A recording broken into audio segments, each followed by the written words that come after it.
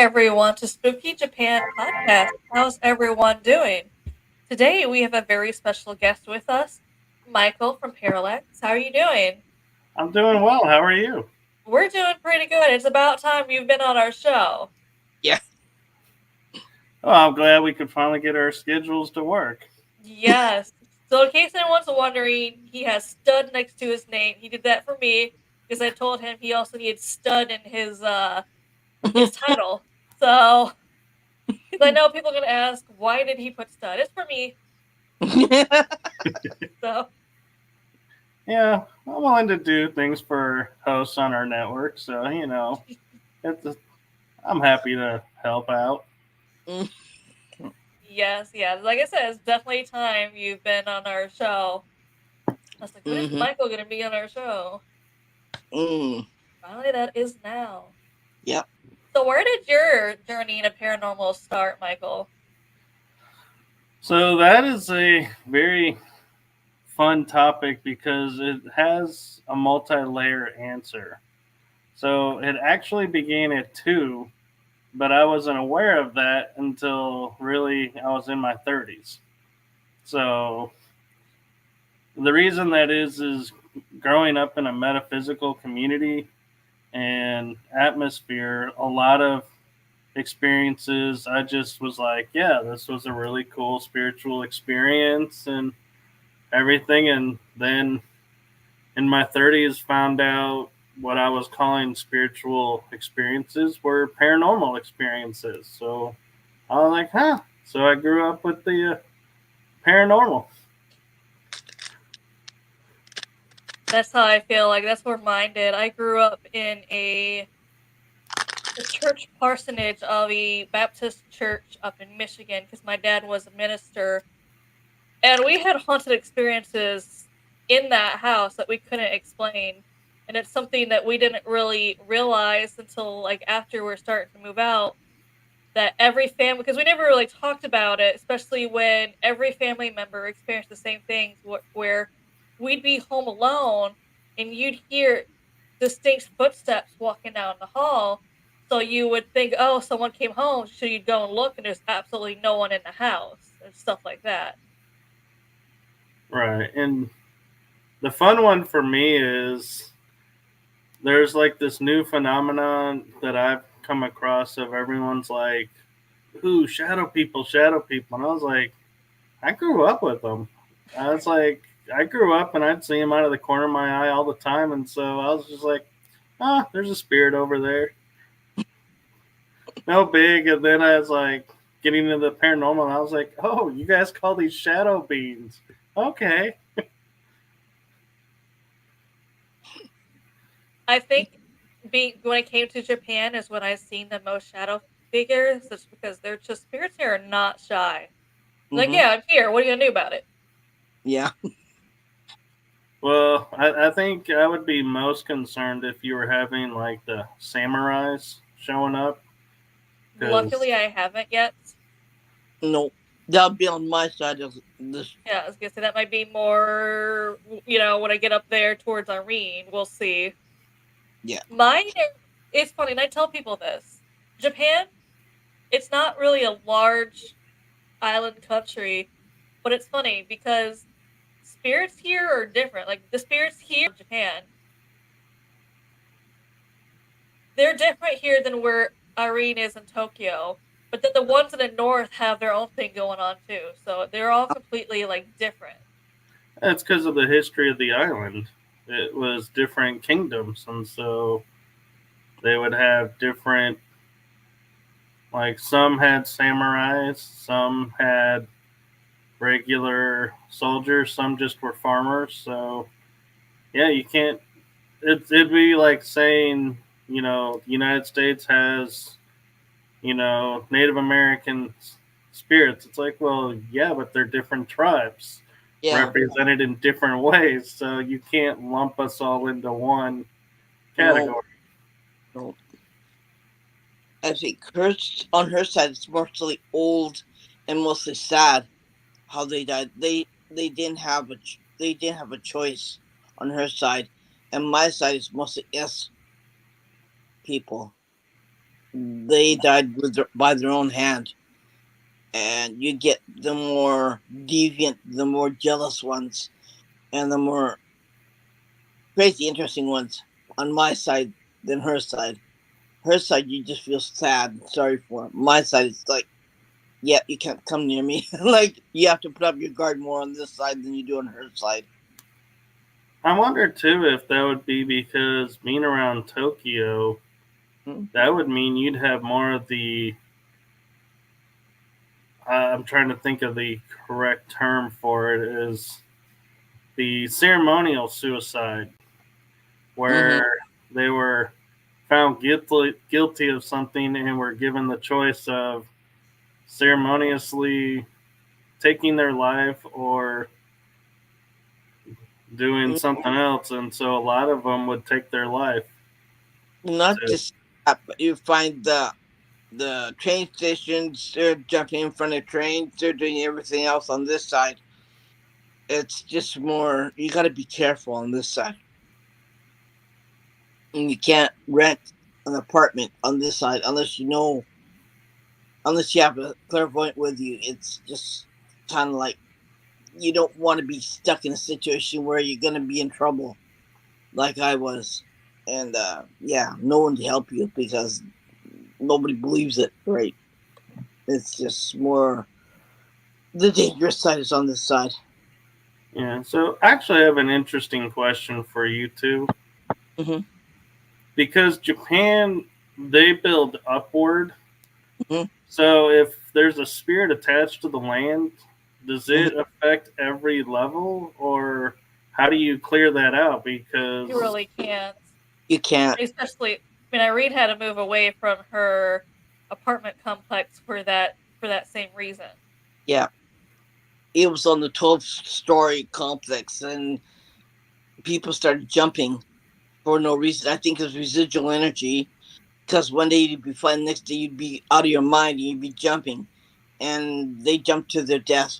And yeah, like like the whole building is haunted, and it affects certain people really bad. So either you'd be going through a divorce, or lose your money, or you die. Pick your choice. It's like a multiple question thing.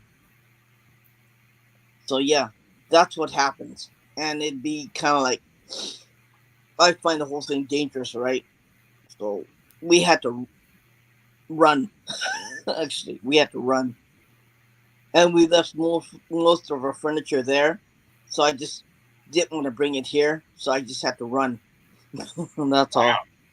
Yeah, and I didn't want to bring any furniture with anything of attachment on it in this place. So yeah, either or. Like how do you buy furniture in Japan though that doesn't have something attached to it? With uh, so much of the land being haunted, it's like inevitable. It's like yeah. I would think. But I'm glad I live in a land that's not haunted. And Well, that's it good. yeah. But Well, when you I go also here in Japan, they try to avoid the paranormal or anything haunted. So that's why we don't have antique stores. You can't just go antiquing. We don't have those kind of stores. We don't really have many secondhand stores here. there is a secondhand store, it, don't you know that? But I it's think there's mostly like one. yeah. It's they only have one for uh, like games and one for clothes, but and for trinkets, but nothing really like estate jewelry and nothing like that. Japan. My husband is in the Navy, so we're down here in the Nagasaki base. Mm. Ah, okay. And that's also why I say mine is obviously different than hers, also because we also have a lot of cryptids. Now, we don't have here because it is so taboo to talk about the paranormal. We don't have like Mm. Bigfoot hunters here to go out and find these cryptids. It's things where a lot of people have seen, but they don't actually try to go research or learn more. And scientists' best guess, they're saying, without actually trying to catch one and experiment or research, their best guess is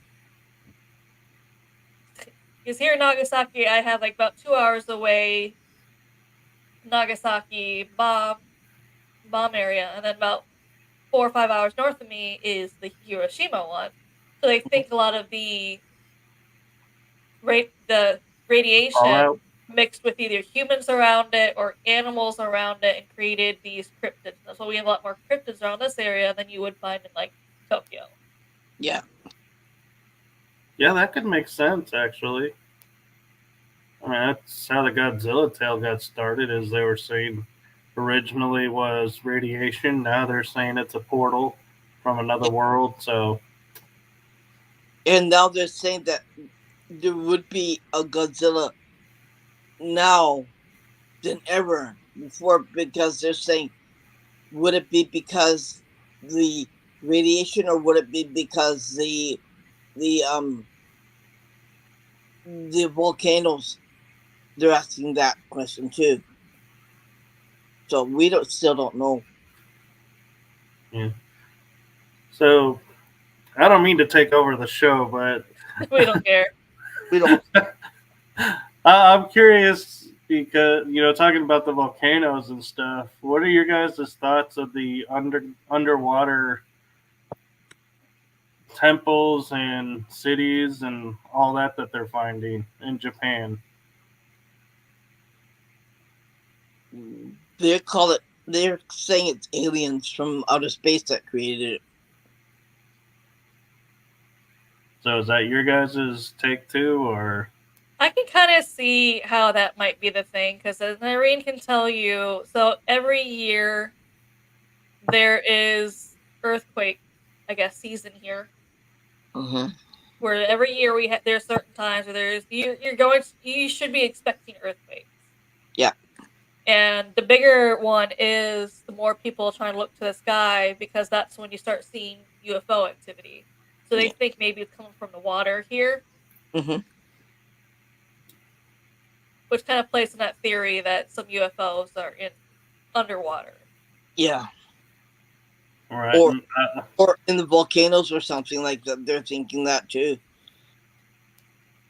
Because we have our own Bermuda Triangle off the Pacific Ocean.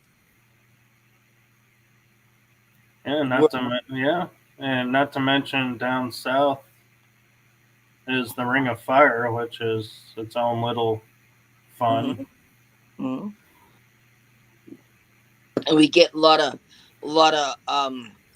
ships that come up empty, and they're still they're floating in the water. The police have to bring it ashore, and there's nobody in it, no pilot, no nothing. They're just fishing vessels, right? Yeah, I've heard a lot of them. And there's nothing in it and they're wondering why it happened, and there's no answer to it. But yeah, it's like it's like their own, well, not paranormal, but mostly a portal. They're calling it, right? Right. But nobody's really going to talk about it here, because they're saying, yeah, we don't go into that subject. We don't talk about that. I go, then what do you talk about, right? We don't say that.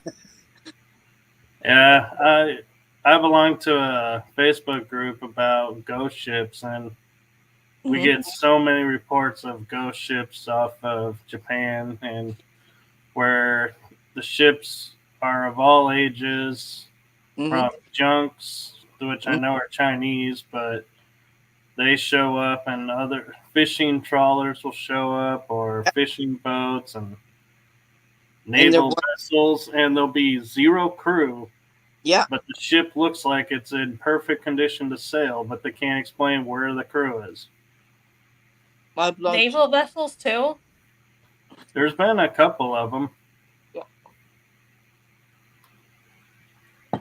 I belong to the only one and only Japanese UFO group, and it's this guy from this country created his own UFO group. It's called Terra UFO, and yeah, he's the only person in this country that posts pictures of of UFO sightings in Japan, and it's just weird because they're in the sky and it looks like, you know, Mothman. It looks like I had one that looks like a moth. That looks like a I don't know what it looks like. It looks like a something between a dragonfly, whatever. And everyone says, "Oh, that's fake." And I said, "No, it's not fake. You know, it's in the sky. And how can it be an insect? Because an insect looks different, right?" Right. It just he had wings and he had feet and he had a head. And they're saying, "What the heck is it?" And that's off in Japan all the time. Like there's a whole bunch of UFO sightings in Japan all the time. Even when you're flying to Japan from America, they go over kind of like the North Pole because they try to prevent going over Russia because you get shot down. So, so they go over kind of like the North Pole because it's a shorter route than going around the Pacific Ocean, right? So they go kind of like north and they fly down. And anytime you go from the North Pole, you see a lot of UFO activity floating around in the sky, and they're wondering why, and nobody understands that. And it's just like phenomenal, especially if you're anywhere near the nuclear power plant. You get lots of it, right? Right. Because And I love how you pointed out the dragonflies, Irene, because I was like, it reminded me of the movie Dune, the new mm-hmm, one where they had those dragonfly helicopters, mm-hmm, like craft. mm-hmm, And our military actually has helicopters that do those wing flaps mm. as well, and they look like dragonflies. And so I was like, as you were telling that, I was like, I wonder if that was one of our copters Mm. flying over, and people were like, "Hey, look at that giant dragonfly! That's got to be a UFO." But that's really weird. It's over Mount Fuji too, right? And the Yeah. military has access in Japan, so they're all over the place, but they're only in helicopters. What's You know, your and theory? What's your theory on military ships coming will be found completely empty? well, so Now to see, they found like a navy, I'm gonna assume navy ship, but there's no crew. Like the crew vanished. Uh, I haven't heard of any like military vessels, but I have heard of civilian vessels being empty. And usually, what that happens is they may have hit a rough wave, got tossed overboard, but the ship somehow managed to keep going. That's usually the end result of that. It's an unfortunate thing, just like when a ship capsizes and no one's there to rescue them. It's the same thing. They hit a wave, they got tossed overboard, Mhm. and it's unfortunate. But that's usually the result. Well, there's been a few military ships, and I'm like, I don't know how a military ship could completely be out there in the ocean or sea or wherever it is. They find it and they board it, and there's like no one on there. It's definitely not a U.S. vessel. Probably one of the other countries that doesn't have a strict document. I can't speak for other countries, but yeah, most like U.S. Navy vessels have a strict doctrine with man overboard, and whenever there's rough seas, everyone it we're alerted, and we have to stand fast and make sure that nothing flies off the bulkheads. Because even if things are secured for sea, rough seas can toss shit. One of the most dangerous things that can be tossed in our spaces is printers. Critters. Printers, because we have printers and they're mounted, but a lot of them are strapped. Like the smaller ones are generally strapped into place. So if we hit with my ship, there's no need to worry. 'Cause it's a big deck, waves don't really affect it. Smaller ships, I don't know. I haven't been on one, but I just personally say printers can be a problem if you hit hard enough seas. Just anything could be a missile if you hit hard enough seas.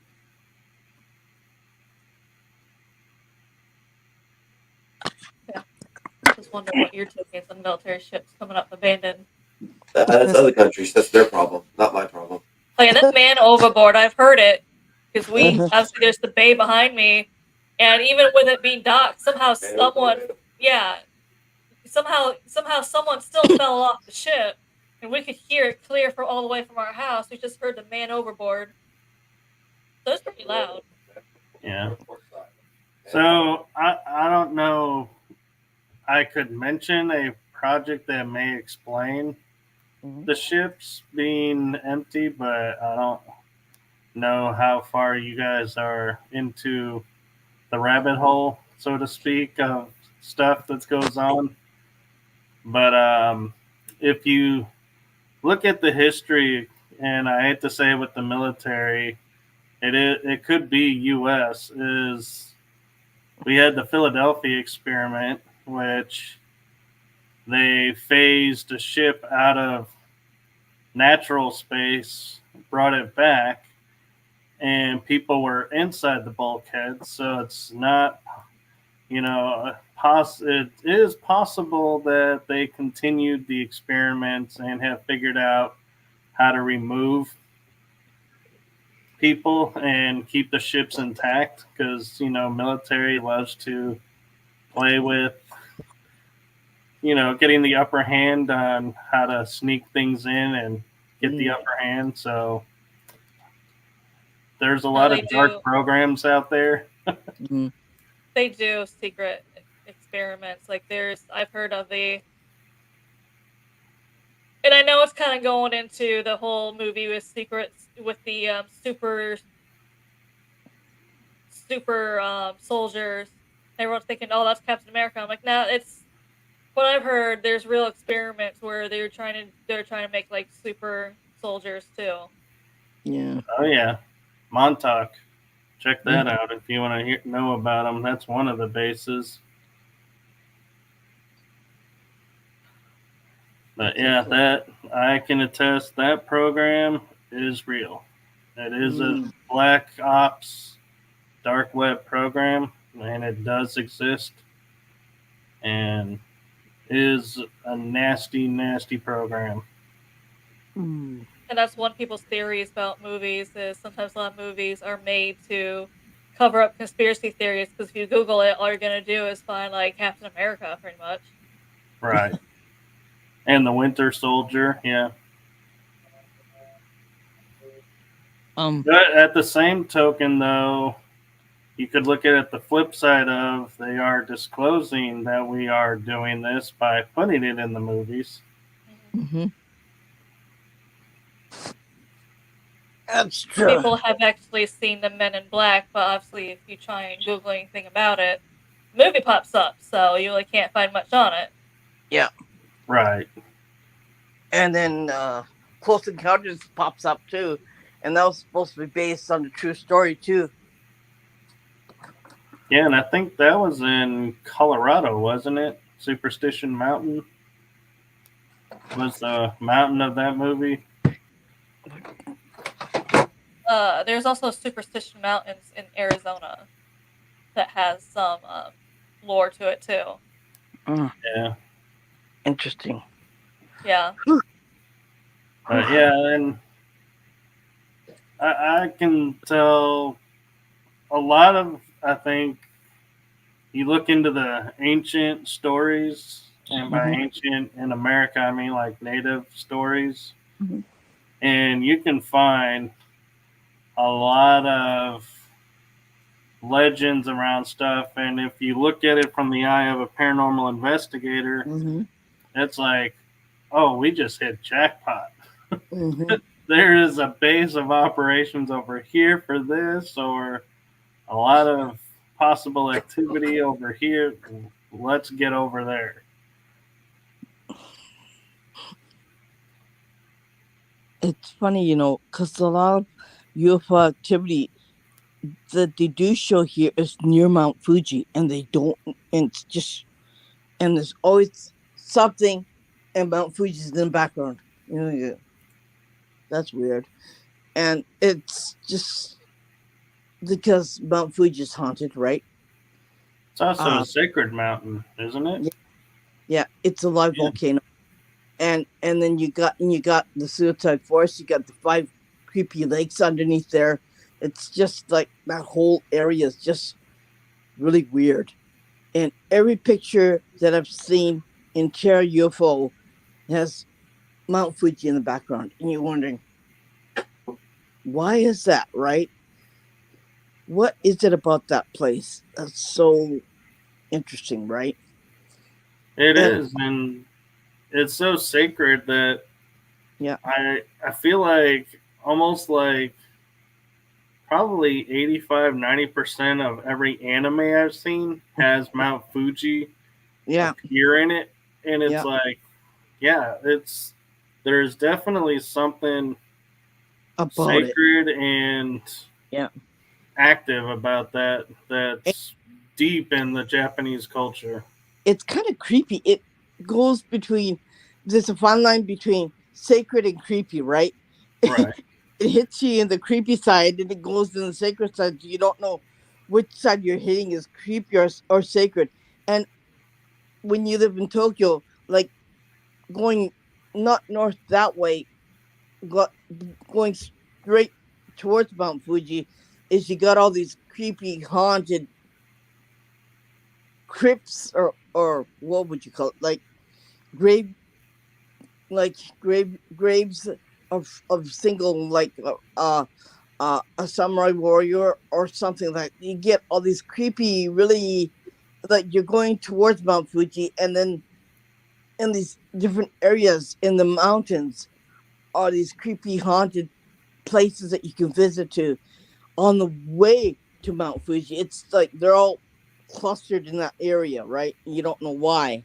Yeah. You don't know why. It's just something that's, why is that, right? Nobody can answer that. Well, it could be that there's a portal there, Mm-hmm. Yeah. or a device like a Stargate could be there, and Yeah. so they're using it to travel around. It's just like it's just not like everyone think, why is that? And I said, yeah, because when I look at it through a map, there's Tokyo that's haunted, and there's on the way there is Mount Fuji, which is also haunted, and it's just like it's clustered in certain areas where it's really bad the most, and you get the most freakiest things that happens around that area, right? So it's just a place to kind of like, let's investigate, right? Yeah. So Hey, I'm I just got to give a shout out to Matt. He's one of our new co-hosts on Paranormal Versus. aim at yeah, it's just something that's really weird going on, right? And in that area, going towards that area, and you feel like it's a magnet when you look at Mount Fuji in your car window, right? It's like a huge magnet. You say, I gotta go there, I gotta go there, I gotta go there. And you don't know why you have feel that feeling. You don't know why you have to say that. But it's just like really creepy feeling otherwise than that. Have you ever looked to see if there's ley lines there? I haven't. I haven't. Because ley lines, being sacred energy lines of the planet, if Mm-hmm. it's an intersection there, Mm-hmm. that would mean there's a huge intensity of energy, and so that may be what calls people Mm-hmm. who are more sensitive to the energy to Mount Fuji. Mm-hmm. And a couple of air crashes that happened hit the mountain too. So you have that also. You have the energy from that also. And apparently there's only one person that survived that air crash. And it's just really, ugh.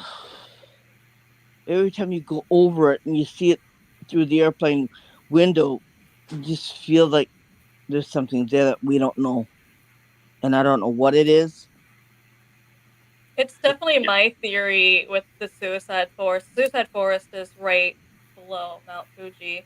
There Yeah. has to be a portal there because what a lot of people not in Japan don't realize is that whole forest is basically like two different forests. We have obviously the part of the forest that is not so good.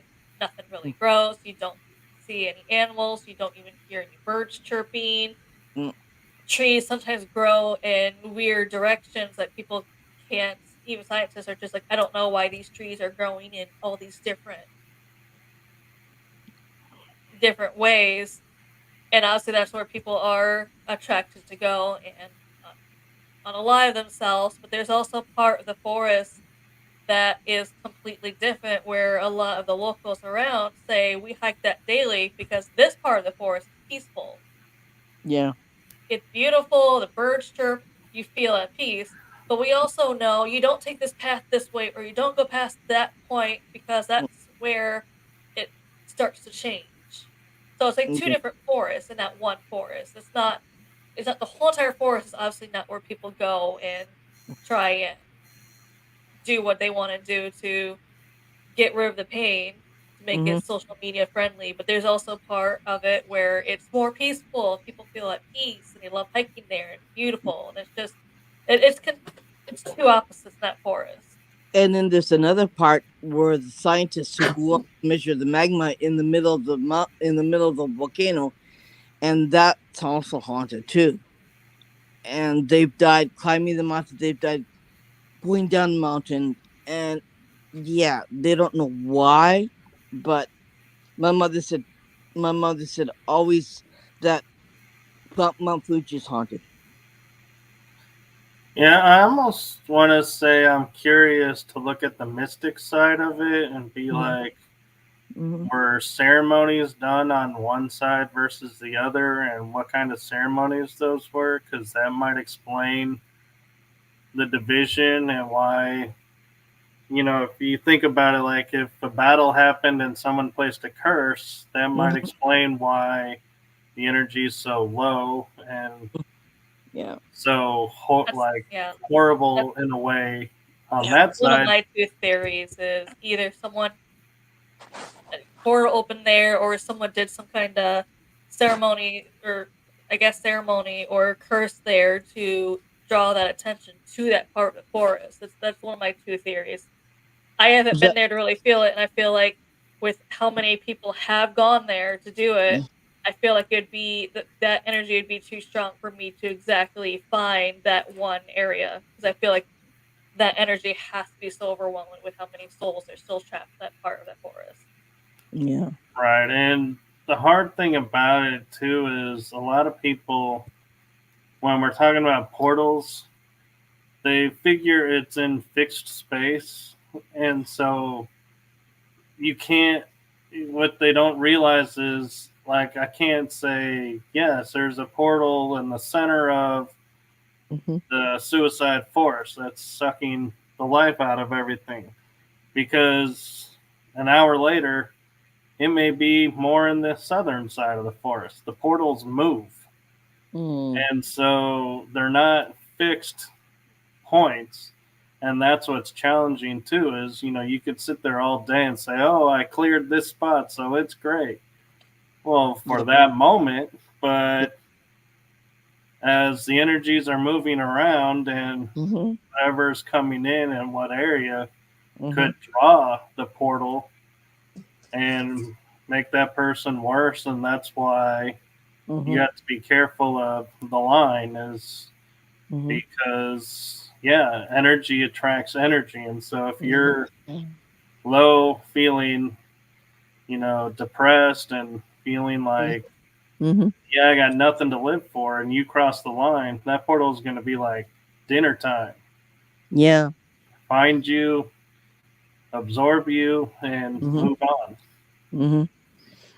It's like that's how my condo was like. And man, that was something else. It was so scary. Ugh. There wasn't a day that I wasn't scared. And if it's that kind of feeling going there, I don't know. Like, I want to go there, but I want to do it in a different way. Not kind of like to investigate, but to kind of like calm the spirits, but giving offerings. but I wouldn't want to do it as to go in there and investigate, because once you've been in a certain area and you lived in a certain area, they know it, right? They know Right. exactly who you are, and they know exactly you from inside and out, right? So yeah, Yeah, and they and know your history and everything. So Matt could be onto something with the geomagnetics because mm-hmm, I know women have been found to be more electric and men mm-hmm, more what's the word, electromagnetic, mm-hmm, and so we vibrate differently, and mm-hmm, so when those energies mix, yeah, mm-hmm, it could cause reaction, and that's why some people, could walk through the forest and be totally fine, and mm-hmm. others are like 3 steps in, done. Yeah, but I noticed there's a lot of males have been going into the suicide forest just to see, and you're talking about um American men too, have males have gone into the forest and getting lost and feeling really freaky and getting really scared. So you'll find more men trying to travel and try to see what it's all about than more females, right? Right. So I mean, Amanda and I are planning to go. Um and we were wondering how would they react to a female than more of a male, right? And one thing, Amanda, you and Irene can do is take old school, like compasses, the handheld ones that are like Mhm. fluid based or not electric, Mm-hmm. and take it in there and see if north stays north or if it starts spinning out of control, because that's another thing people don't realize Mm-hmm. is if there's a lot of energy there and Mm-hmm. the magnetics are off, our equilibriums in our ears Mm-hmm. are attuned to that. So if it's off, our sense of uh, stability will be off, and so Mm-hmm. that's why people can get lost. Is Mm-hmm. you may be on the line, but your mind is like Mm-hmm. lost its sense of direction and lost every sense and going, okay, I'm lost. I'm going to die. And you just give up because it's like you Yeah. can't get a bearing Yeah. You because might your have a point with, equilibrium. Yeah. yeah. As to the comment, don't go. Well, it's a part of our research as a paranormal investigator, as a sensitive, as a clairvoyant. There are things that we don't want to do, but we do it anyways. There are some places that I will not go, some buildings that I will not go because the negative energy. But this place is a little bit different. Um, I want, because I've lived in a suicide condo. I know what to expect. Um, I I've lived through it. That's how I become. That's how I became a clairvoyant. Living through that area and living through that experience made me more sensitive. Made me see more. So in a way, it's given me my energy to do what I can do now, to help people what I can do now. And I don't know if I'd say won't go, but I need to go. And there's another place that I find it's really interesting is the suicide waterfall that people don't know. It's only Japanese people know, and Amanda didn't know either. But yeah, it's a place where people jumped off the waterfall after the war when Japan lost the war. They didn't want to be. They didn't want to be. Um, Subjugated. yeah, or no, they didn't. They didn't want another country Dishonored. to, yeah, to own Japan. So a lot of old elder people jumped off the waterfall. It's a beautiful waterfall. It's called Keon Taki. Taki means waterfall, and Keon Waterfall is the name of it. It's a big, huge gor- gorge, and it's off the. It's you have to climb. You have to like take your car. And you have to climb a little bit to get into the space where you can go across the waterfall and take a look at it. but it's just wonderful. But when you take still pictures, this- you could see the residual energy of the people climbing the waterfall and jumping into the waterfall. So, and that's on the way to Mount Fuji too. So that's due north of where I live, and it's just some places that are like that, and it's it's mostly a, a local place where you go and travel to have for maybe an outing or just go on vacation. It's one of the most largest local vacation spots to visit, and it doesn't matter if you're in the wintertime. It doesn't matter if you're in the summertime. It doesn't matter if you're in the daytime or nighttime. You could see the spirits jumping off the waterfall, and if you hear very closely, you could hear them yelling or screaming as they jump.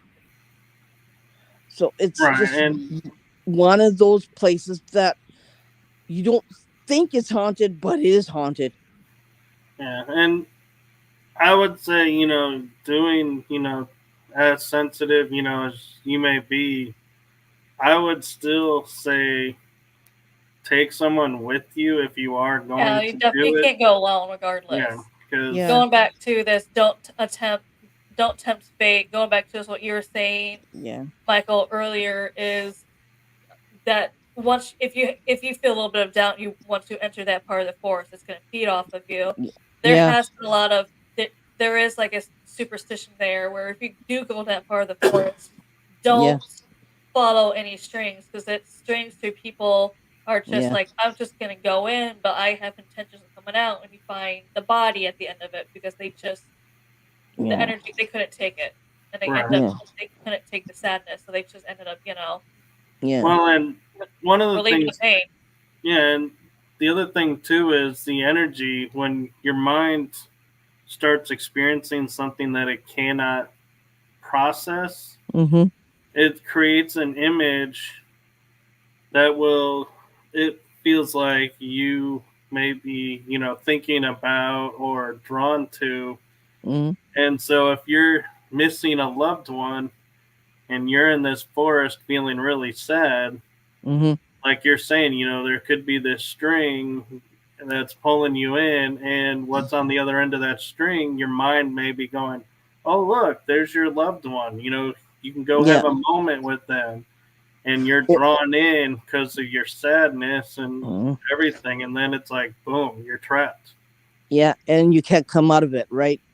It Right. Because definitely it, it, amplifies it too. I've been in certain places where it'll feed off that energy, but also brings back memories and it amplifies the feelings where something that might have happened yeah, decades ago that wasn't really that much of a big deal all of a sudden becomes like the worst thing you ever did mentally, and it just starts kind of feeding you that where you just for some odd reason you feel more guilty yeah, now than you Right. did then, and it just kind of starts doing that where it amplifies that feeling.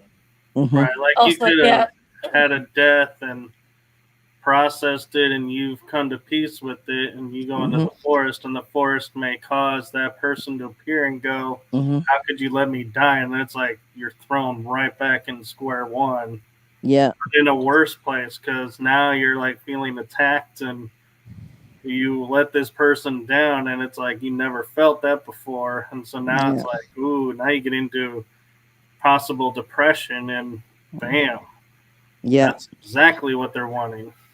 we Well, were saying it before, Matt, is Japan has their own Bermuda Triangle, so it is possible there is another smaller Bermuda Triangle in that part of the forest. yeah. And with my problem is that I can hear the spirits. I can have full blown conversation with them, right? And we could sit there for hours. We could talk. And my problem is that I could hear them, right? I could hear them what they're saying to me. And I've had spirits tell me to go kill yourself, right? And I said, nah, I'm not gonna do that.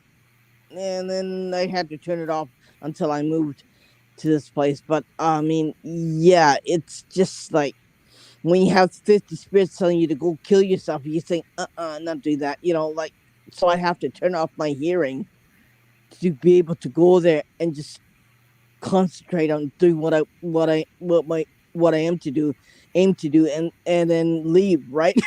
In one Well, piece. that's why I was saying, yeah, make sure you go with someone. So if you do Yeah. start hearing those voices, Yeah. you can address them, and you have someone there to tell you, yeah, Yeah. those aren't the voices we're here to talk to. Quiet Yeah. those, ignore those, Yeah. stay focused. And Matt's got an interesting question for you, Irene. Mhm. Is what is the Japanese view on the afterlife, heaven, paradise, etc.?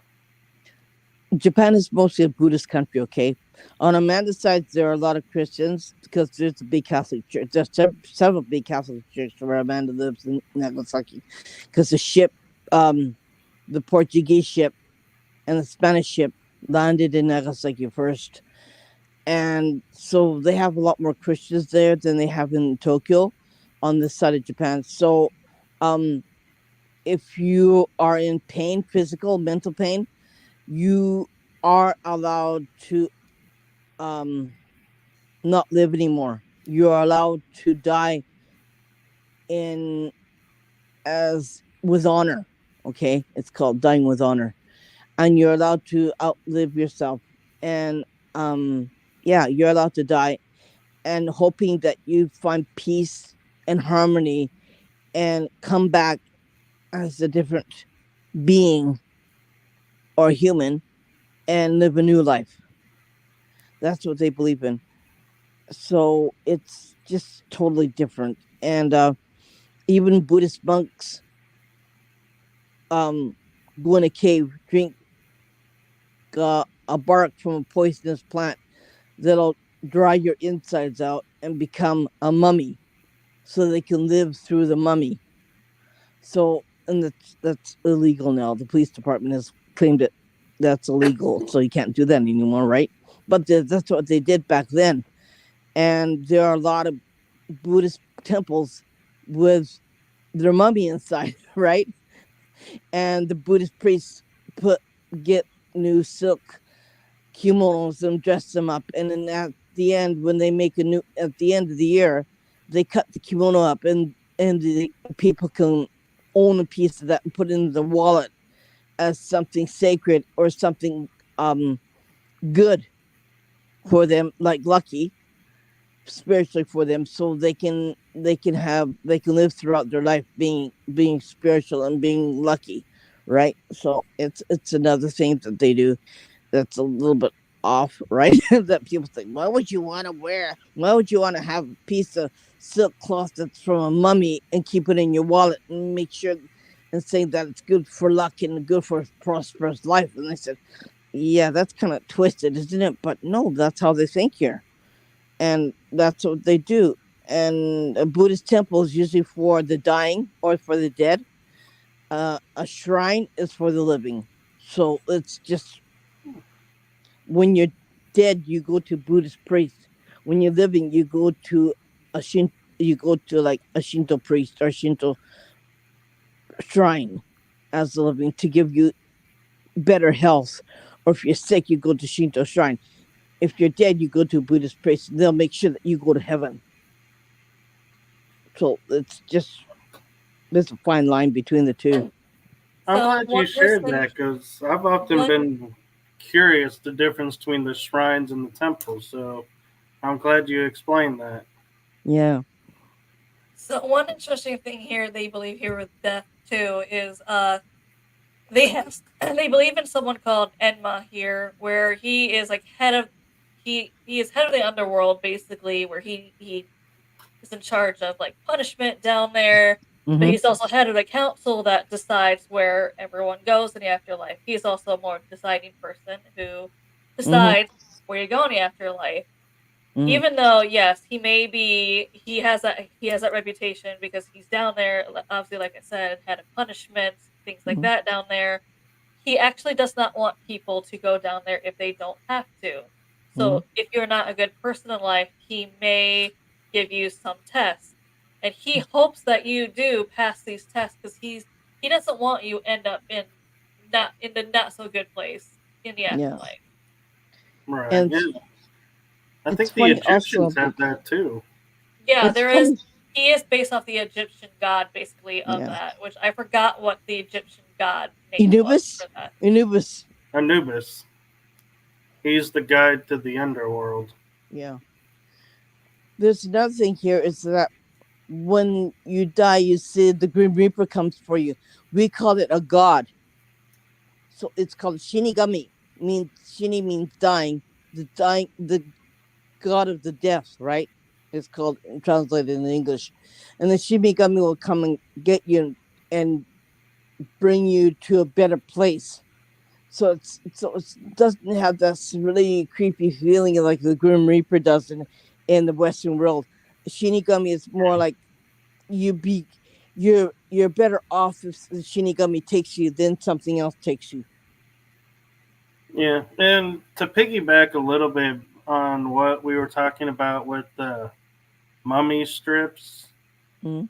I grew up to where it was like if you had something of someone who passed on, Mhm. it was like a way to keep them close to you was to like wear a piece of their jewelry or Yeah.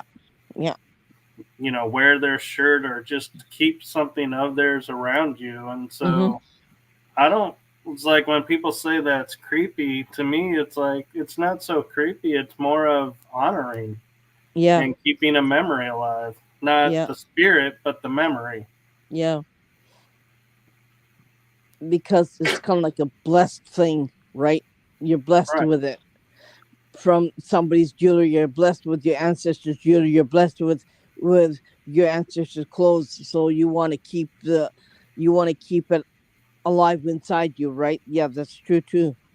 Yeah. So yeah, I was just throwing that out there. In metaphysics, it's you actually want to have something of that person just Yeah. to honor their memory and Mhm. keep their Mhm. memory alive and allow them to do what they're wanting to do, but keep It, that bond. within it has to be within your family. It can't be something from somebody else's family, right? It's got to be from your own family. That's the one thing that I'm going to stress, that you never have something from somebody else's family. If it's inherited from from one of your ancestors, yes, but if it's from somebody else's family, usually you're supposed to give it back to the family because it doesn't belong to you, right? Well, see, Unless. that's a funny thing because in metaphysics, we view family as not blood. Mhm. So, like, I could say in metaphysics, I feel like Amanda's my sister. Mhm. So, if she was to give me a piece of jewelry or something, Mm. and something happened to her, I would wear it in memory of family. I Mhm. wouldn't sit there and go, oh, she's not blood related. I have to give it back. So, there's a different definition Yeah, of family. Yeah. but here, unless you're given that piece of jewelry by that person that you don't know, or an object by that person that you don't know, this here, I want you to have, this is for you, this is yours. When that person is alive, you can accept it. But if the person has died, it's really hard to accept it because um they don't want that energy happening to them, or whatever. If they died of something, they don't want the same effect on their family as happened to them, so they usually give it back. They usually don't Yeah, I accept can it. understand that. Yeah. I was Yeah. just, it threw me off when you said if you're not family, Yeah. don't And accept. I was like, wait, that depends on your definition. yeah, but you see, that's the same thing as giving a name to a baby. You never give a name to a baby from the person who you treasured as a friend or as a family member who died, because it could be the same effect of your child would die from the same thing, from the same illness. Like if your grandmother had cancer, right?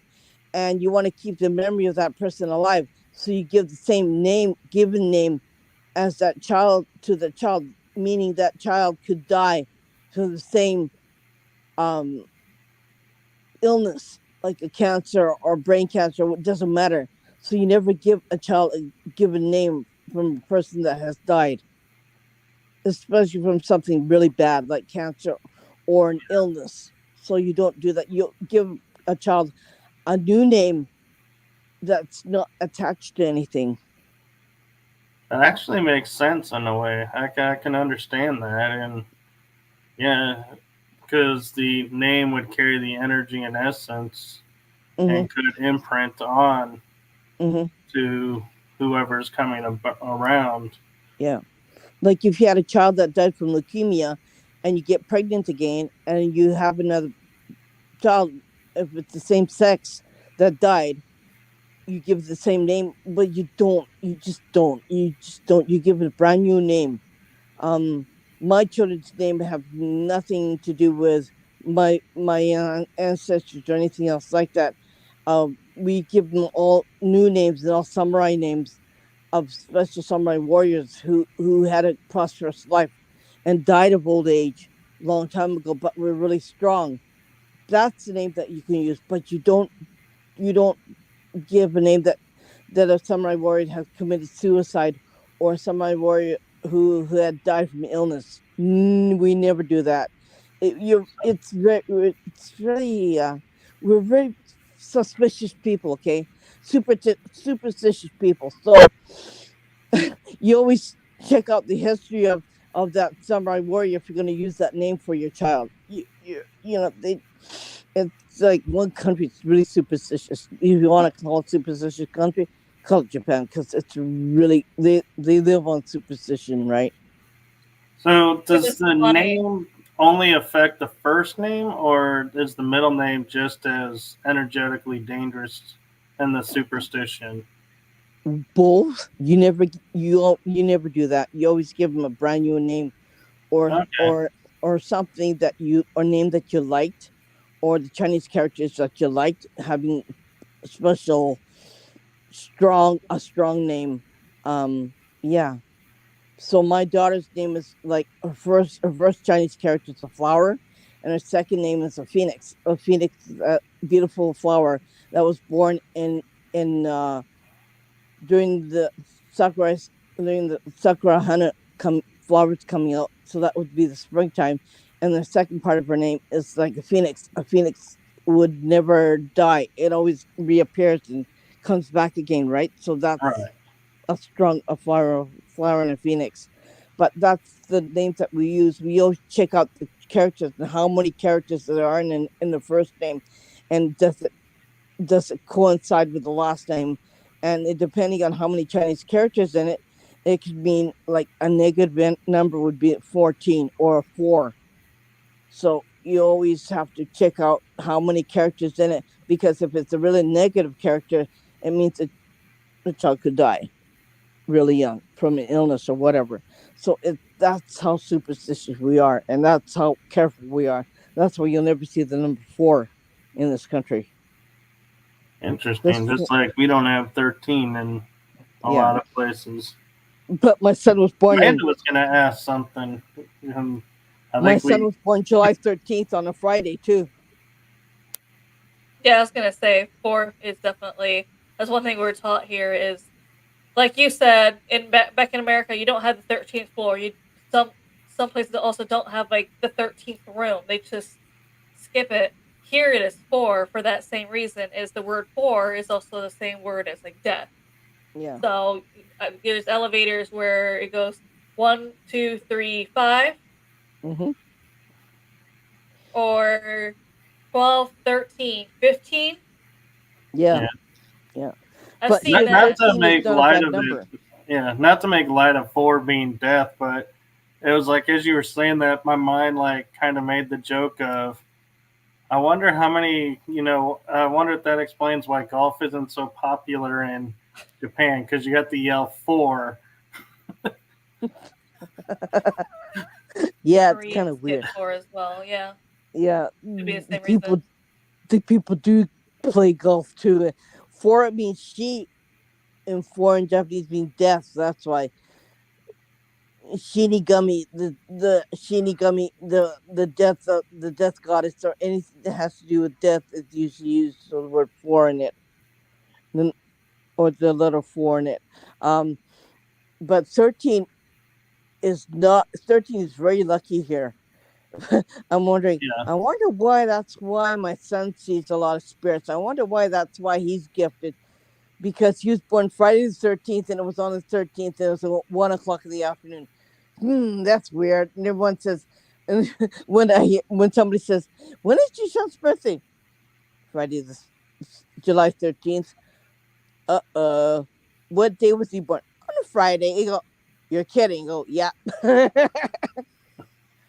Yeah, and it's interesting, talking about the superstitions and the numbers and their meanings is Buddhist, I know a high vibrancy number is Mhm. 666. Mm-hmm. But if you go to like Catholicism, they're like, "Oh, that is the ultimate worst number." And it's funny how Mm-hmm. you have two diverse sides of Mhm. the same issue, and it's like, yeah, and it's people like I kind of wonder if it's out of fear, and so they're like afraid of something, so they're like, "Hey, let's make it this so people don't Mm-hmm. gravitate to this, and we can keep them focused here more." Why they steal certain information and then twist it to fit their needs. Yeah, it's kind of weird, isn't it? And then for my birthday, it's even worse. I'm born the same day that we have the Day of the Dead in Japan. So we feed the dead when the dead come home. It's on my birthday. So I'm going, Mom, why was that happen? They go, well, I don't know. I'm wondering, that's probably why I work with spirits, because we practice the Day of the Dead in Japan, right? So it's kind of okay. That's weird. Yeah, but look on the bright side, Irene. You'll always have your favorite foods available. I don't think we're feeding pizza to the dead here. Hey, you it's never know. it's usually sticky rice with sweet bean paste. That's what we feed the dead people here. And yeah, after my birthday, we say, okay, you gotta go home. Bye. Like, you gotta kick them out of your house. Yeah. So So it's the most haunted month of the year. And where Amanda is, it's August the 25th, 24th, and 25th, and 26th. So that's when the most celebrations come out, where they have dancing. They dance in the streets, or they bring out the shrine, and they appease the dead in yeah, Japan so on that time. not to sound disrespectful to the Day of the Dead and all that, but I'm curious, and Amanda, I'm curious your take too. Is what happens to the food after? Like if it's still wherever you placed it for that person and the day's over, what do you do with that food? We eat it. Really? You're not supposed to let it rot. You're supposed to eat it. Huh, I've never heard that part. I always hear you leave the food out for the dead and then nobody ever says what to do with it after. But you see, you can bring the food to the grave, right? But you're supposed to enjoy the food with the dead person at the gravesite. See, I like that idea better because it's like you're Picnic in having the a meal with cemetery. them. Yeah. Well, having a meal with your loved one instead of going and leaving a plate and then walking away and going, okay, You this was can a leave a place, celebration. walk away, but actually, you bring enough for the dead, your family too, so everyone gets one each, and you Is enjoy. reincarnation a belief in Japan, Irene? I haven't really studied too much on So it's there. reincarnation, a given a belief in Japan. If some people died, they were born after. Yeah, yeah. Especially if you died from an illness, or if you died from a painful memory and you don't want to live anymore, you can be reborn as a different soul. Um, or if you're let's put it that way, in a negative way. If you were born as a human being, you did something really bad to another person, you come back as a steer and be slaughtered and beaten by people. That's what So, they fun believe. fact, going to the wildlife will benefit or share the wildlife. The Japanese government doesn't actually want you feeding wildlife. Like here in Japan, there is actually more in the whole country itself. There is more wildcats than there are people 16 and under. Hmm. That's how much of a issue it is here. So I looked that up about the wildcats, and they say there is more wildcats out there you see out in the streets or wherever than there are people 16 and under in the whole entire country. Yeah. And there's signs everywhere that says "Do not feed the cats." Hmm. Yeah. And there Yeah. are jungle cats too in Japan also, and all of Asia too. And what's interesting to me is, talking about like the UFOs and all of that, is recently someone pointed out, and I don't know if you two have done this, if you take the Forbidden City in China and take an aerial view, it looks like a computer circuit. Mm. And it's like, and I can't help but, it's like when you look at that and look at now how we're learning all the sacred temples are laid out to constellations. Mm-hmm. It's like, could there be a significance why they laid that out to look like a computer circuit? Yeah, that's unbelievable. There are a lot of technology here in Japan too, where they made human body parts, well, human, yeah, body parts too, um, and organs in a laboratory. And where did that technology come from, right? I don't think it was developed by humans. I think it was developed by more from out there, right? Right. Yeah. So why would be able to have this technology? Who gave it to us, right? Because the thing the Japanese samurai sword was given by an alien too. They give the way to know how to make one. Right. Because they learned how to fold it to where I think legend has it that there's a sword that was, I think it was even a katana Mhm. that was folded like 2,000 times, and no Mhm. one's been able to, like, the most anyone can do now is like 400 folds before it Mhm. starts failing and Yeah. getting too Yeah. brittle. So it's like, wait, how did in the ancient days did they know better Yeah. than today's day of folding metal? And they don't wear regular clothes when they do that. They have to wear a white kimono. Right. When you wear a white kimono, you in when you're born you wear white. When you're dead you wear white also. And I think too they have that white bandana around, Mm-hmm. and that's the Yeah. only. And I think they wear, and that's all they wear. Everything else is like bare. Yeah. Yeah. So it's mostly very sacred when they do that. And they don't have anybody else in the room when they do that. There's usually No. three people only. The ones who's helping them, the ones who's holding the metal, and the ones who's pounding it wears white. You And what's interesting too is depending on the number of folds mm-hmm, determines the song of the sword, because they mm-hmm, found mm-hmm. each sword of the ancient times rang a certain frequency tone. Yeah. And they would consider the sword a part of them. So it's a part of their soul, right? Right. So that's what it means.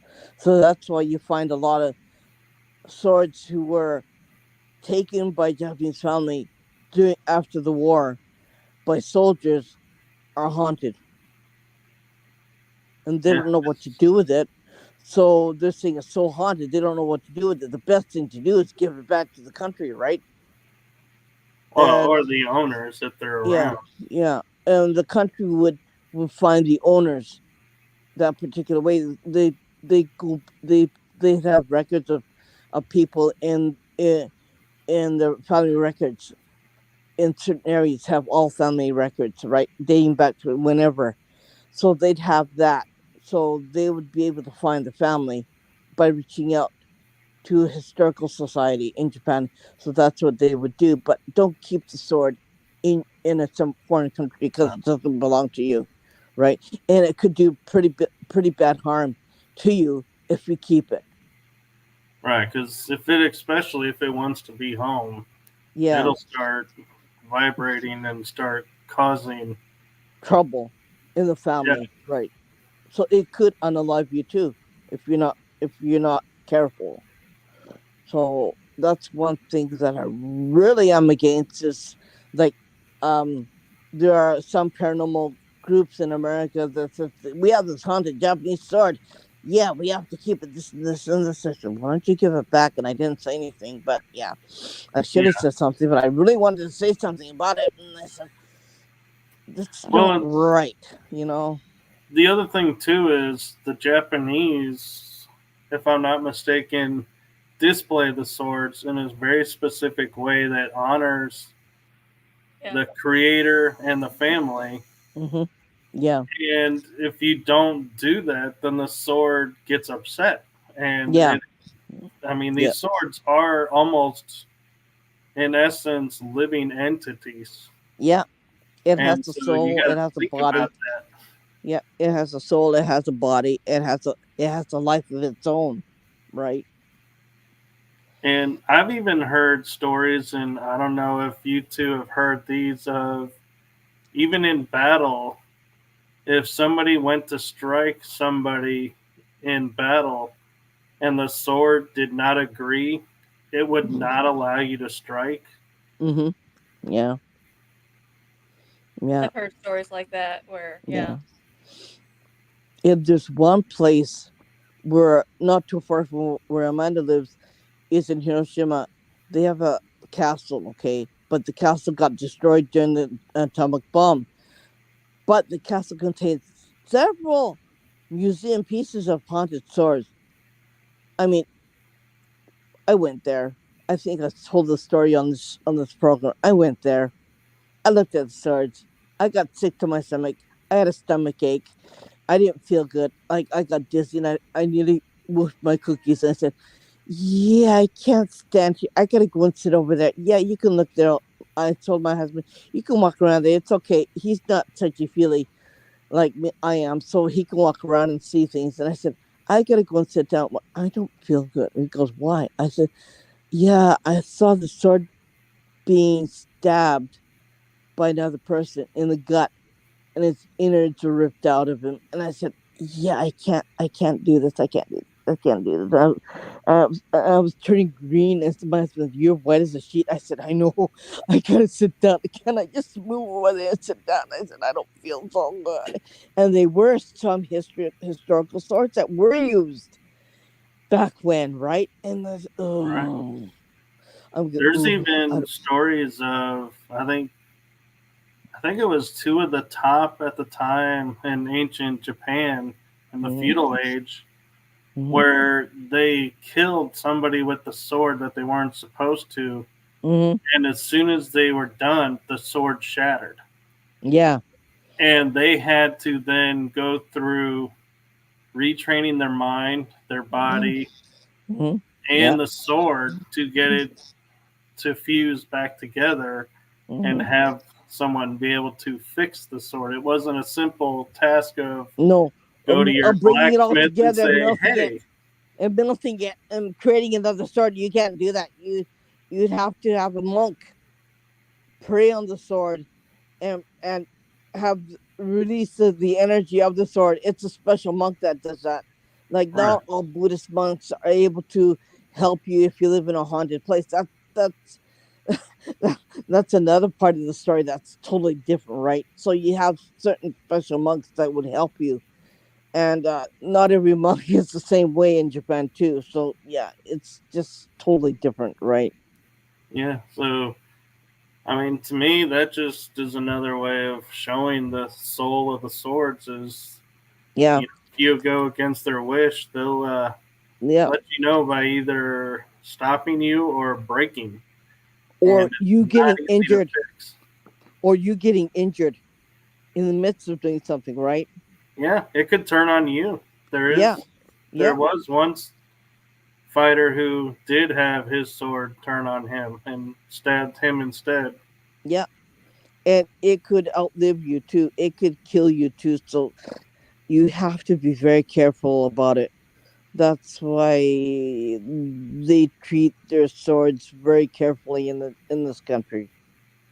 Yeah, and it's not a simple task of like saying, "Okay, son, we're now handing down the family sword to you." Is no, you got to be trained to Yeah. use it, to Yeah. wield it, Yeah. to take care of it, Yeah.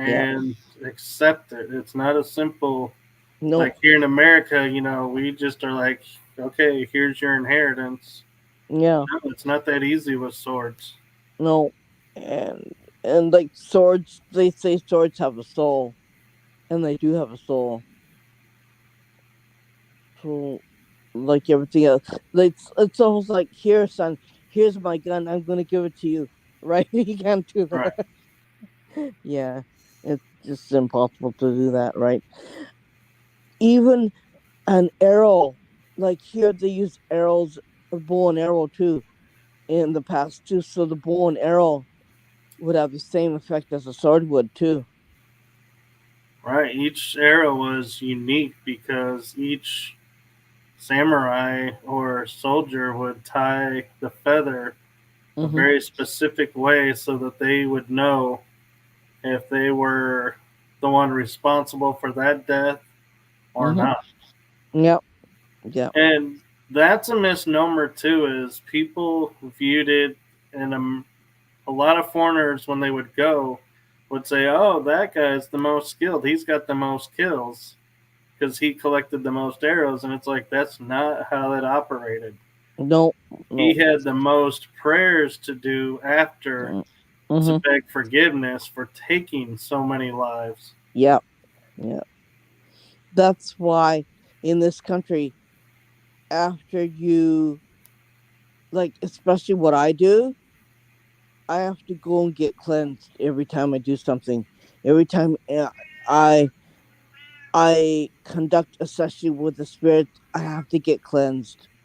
I have to go to a Shinto priest, and I have to ask the gods to cleanse me every time I do something big, or I do something haunted, or before I go to a haunted area, I have to get cleansed. That's why I'm going. That's why I'm going on June 25th, 24th, and 25th. I'm going to get cleansed, and it's a very important ritual that I do that, because if something bad happened to you, you have to go and get cleansed too.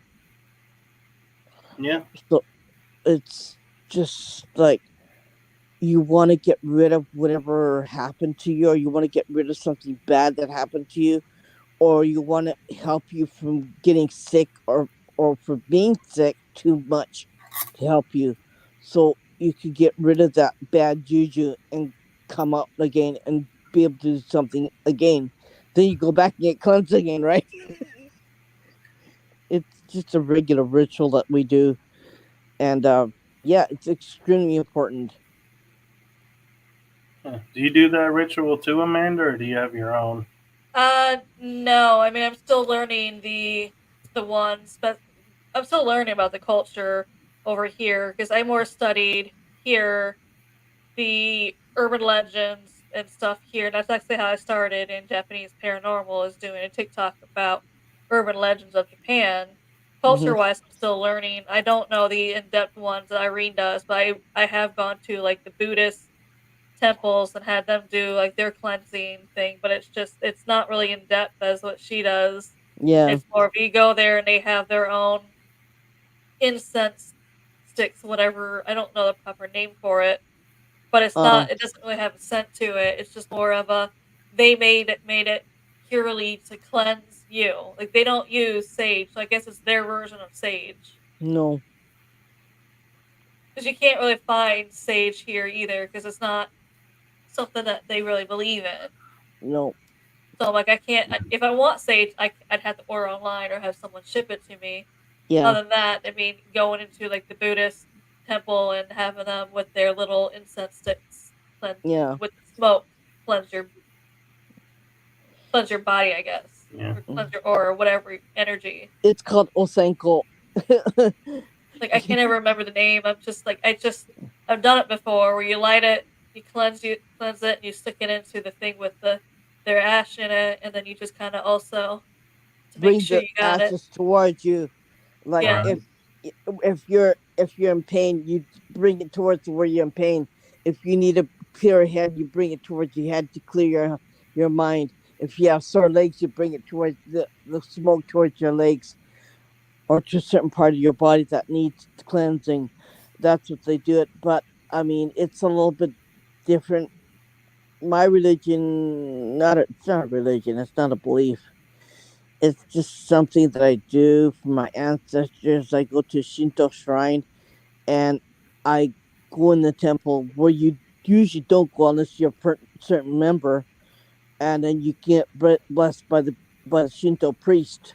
That's what I do. It's a big ritual that I do every time, and it's my mother's ancestors that built this shrine on a mountain, which was also created by aliens too. So how can you get a shrine? How can you get the wood, the heavy wood up the mountain? They're wondering that. And it looks like a friggin' step mountain. I tell you. I mean, if you look at Paranormal Japan, it's my group. My picture of that shrine is on the mountain. You have to climb up these certain amount of steps to get up the mountain. It's a hassle too, because by the time you get there, like this. But yeah, it's way up the mountain. On the other side is a cliff, and the cliff is on the other side. It's a Pacific Ocean. It's nowhere where I live. It's on the western part of of of of this city, so it's in a different district. We could call it a different state, different province, or whatever you could call it. We call it prefecture.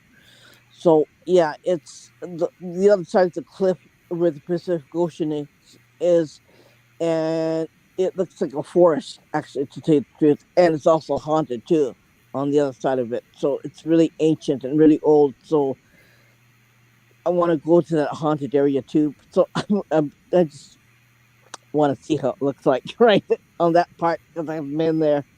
That's why I want to drag a man and go. Let's go to that. Let's go get blessed, and we'll go to the haunted area in this place where I know where my shrine is. And he goes, and I haven't told her that yet. Sorry, Amanda, I haven't told you that yet. But yeah, I want to go there. It's just a new area. It's just where the shrine is. It's they have a lot of weird haunted areas because a lot of samurai warriors will kind of like dig the kind of certain type of battles there, and yeah, it's supposed to be really freaky, creepy, but for me, freaky, creepy means really interesting, right? I have a different view of creepy. There's creepy and there's real creepy, right? That's Right. one of the creepies I think is really cool, creepy to me. That's why I want to take Amanda there, and I want to just take a look at it from Yeah, a it's like distance. when I was on an interview with a lady in the UK Hmm. and Scotland, actually, and we were talking about, we enjoy investigating jails. And I said, yeah, it's funny in America where everybody wants to stay out of jail. But as paranormal investigators, we're like, no, we want to go in. We want to go to the jail just to investigate. Let's clarify. We don't want to become permanent residents. No. We just want to visit and investigate. And it's like, it's funny how a lot of the places where people are like, I want nothing to do with that. The paranormal investigators are like, let me go. Let me loose. Send me. here, here, you want to think twice before doing that, right? Because, like I said, I grew up in a Shinto shrine, and I go to a Shinto shrine, and I go to the temple where the Shinto priest built this shrine on a mountain, which was also created by aliens too. So how can you get a shrine? How can you get a shrine? You got to bring the ashes towards you. Like I said, it's my mother's ancestors that built this shrine on a mountain. So yeah, it's we still have the death penalty, right? And they still do it by hanging here, okay? Once the person has been put to death, they're hung, their body would be cremated, right?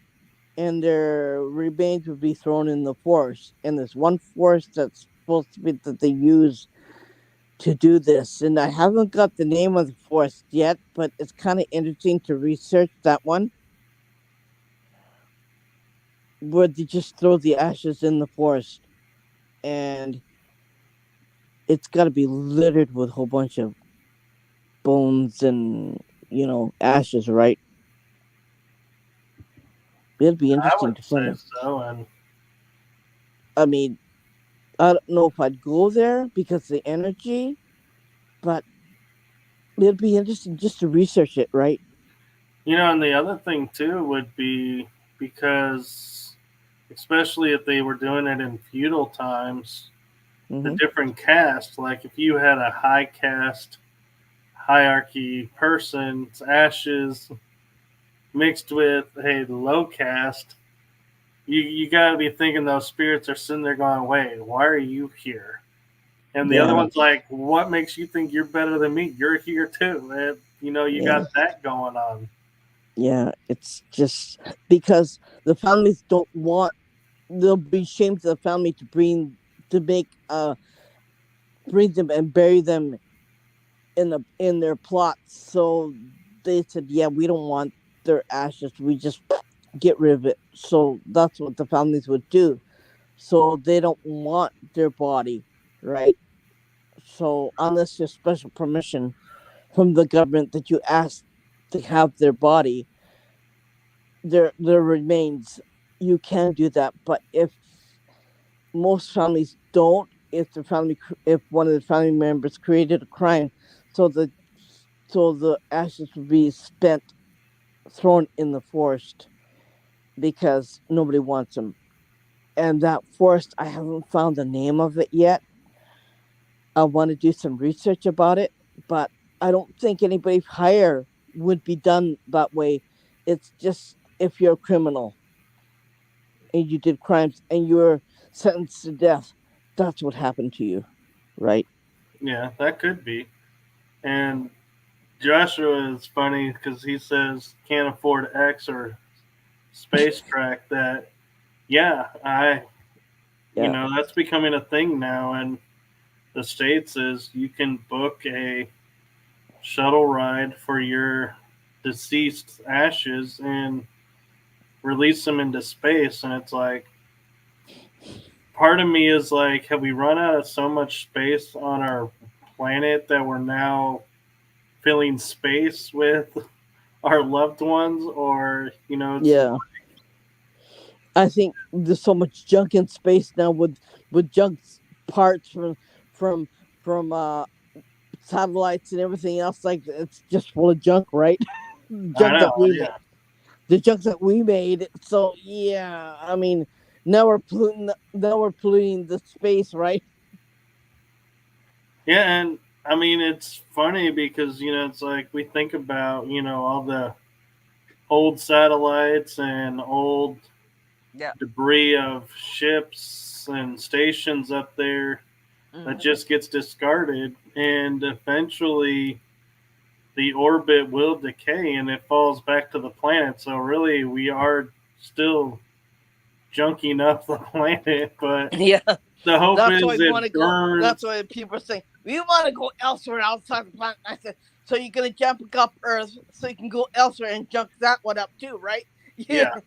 Yeah, It's just like, yeah, when will it stop? Yeah, when will you guys learn not to do that anymore? But yeah, it's kind of I'm waiting for cemeteries and places to be like the ones here in Japan where you don't have your own individual plot, you have a family plot, hmm and they just cremate you down to the bones, and you're in a ceramic pot, and you're placed you're above ground, but you're still like in your own little place in that grave in a ceramic pot. and the front of it will have like your last name. Then the Mhm. back of it will have like the family members whose bones are in that little grave.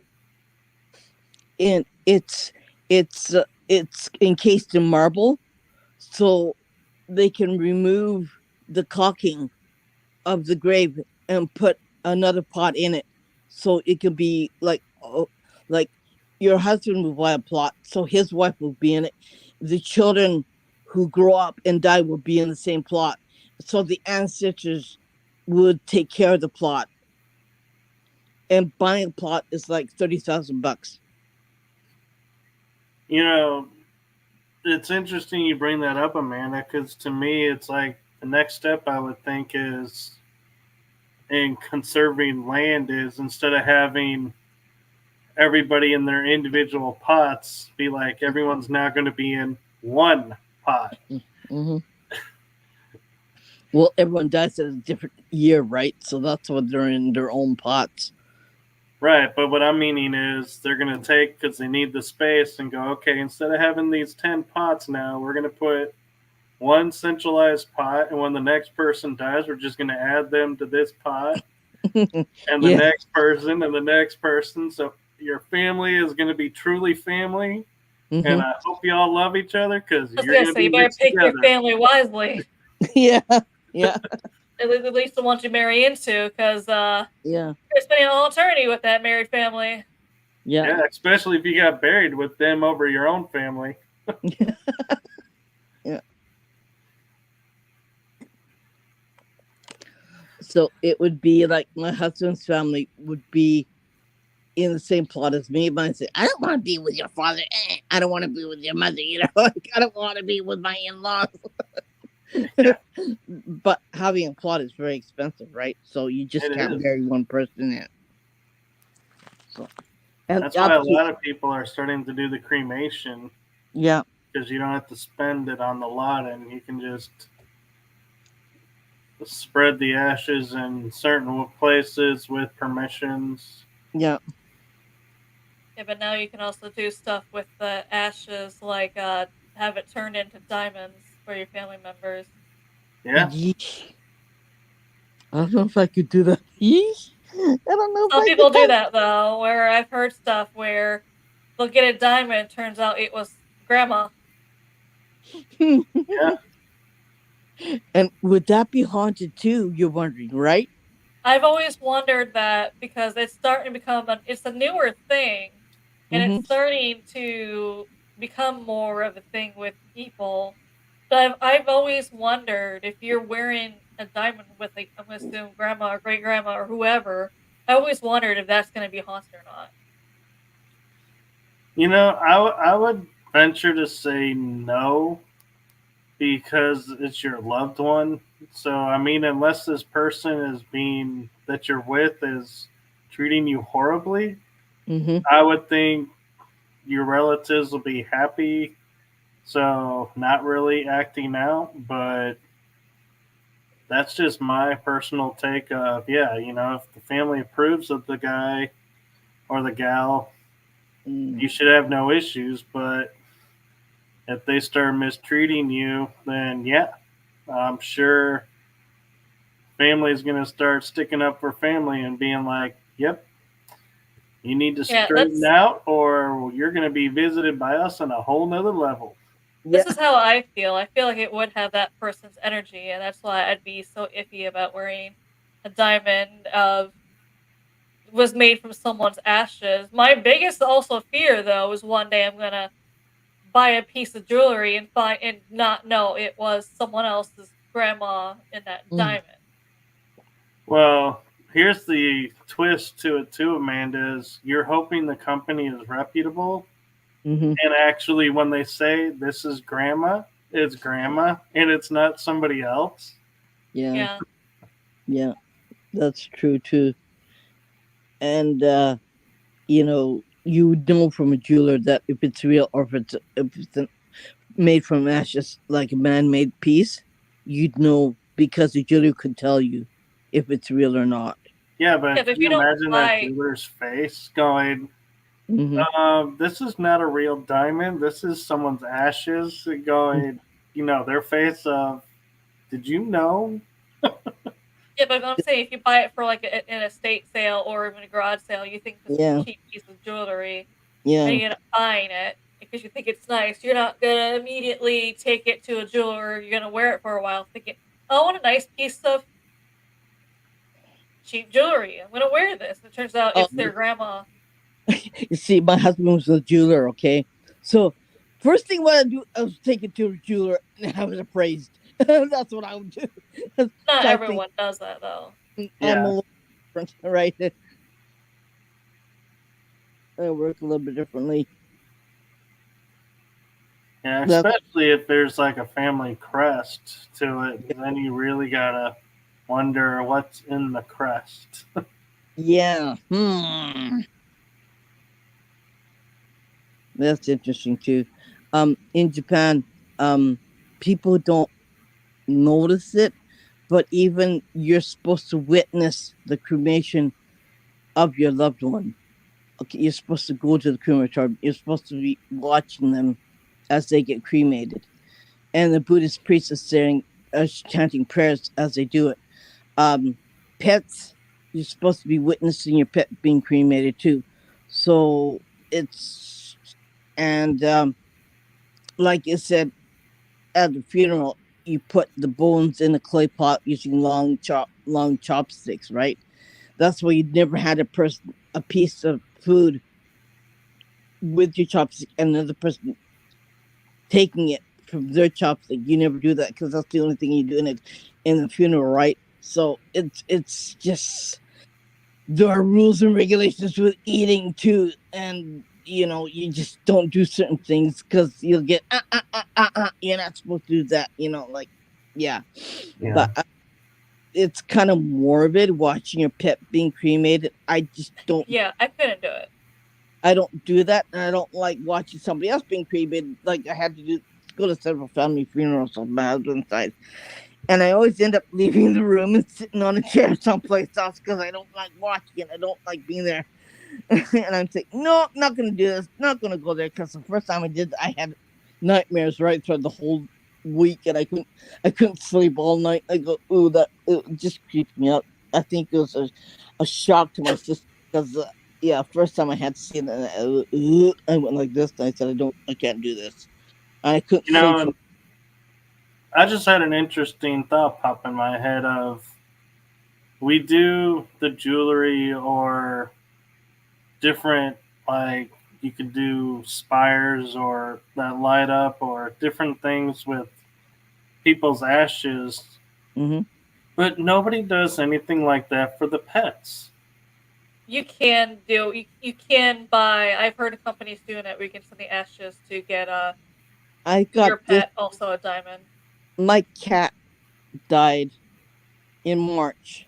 She was kind of old, so I have her one of her bones and her finger and her claw in it, and they give you can some places will make you pay for this keepsake, and this one I got free. You could choose any color you want,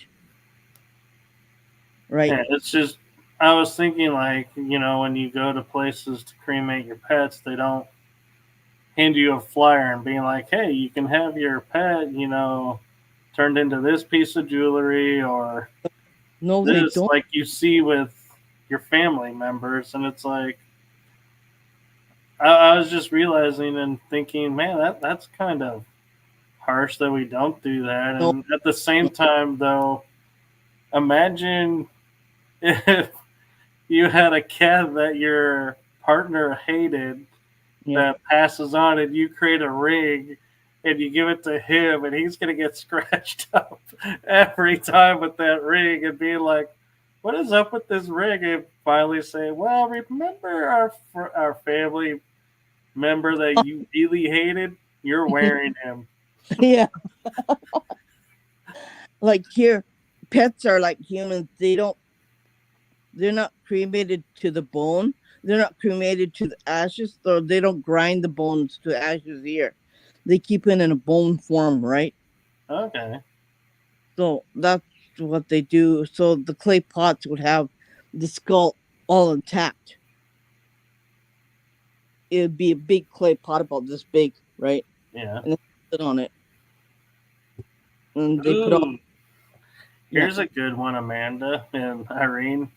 Ooh. Imagine if you feel like your loved one that really disliked, say, your cat, Mm-hmm. and he dies of mysterious causes. You could Mm-hmm. make it into a piece of jewelry and give it to him and be like, karmic retribution. You make your peace with him because you're wearing him. Mhm. Yeah, that'd be cool. That'd be creepy and cool. You like just give it to him, never tell him. Yeah. like bench. And watch it be like, why is my arm getting these mysterious scratch marks? And it'd be like, I don't know, honey. Like what? Why am I seeing this thing come after me at nighttime? Why is this walking around my house? Right? And what's worse is imagine if he like went to take it off and it wouldn't come off. Oh no. Ooh. Be like, oh, that ring is stuck on you until you make peace. Wasn't there something like that? It was an object that was cursed. It was given to his wife, and that she couldn't take off the ring. If she took off the ring, she'd die. Yeah, I've heard of that. Yeah, that happened, didn't it? Right, long time ago, right? It did.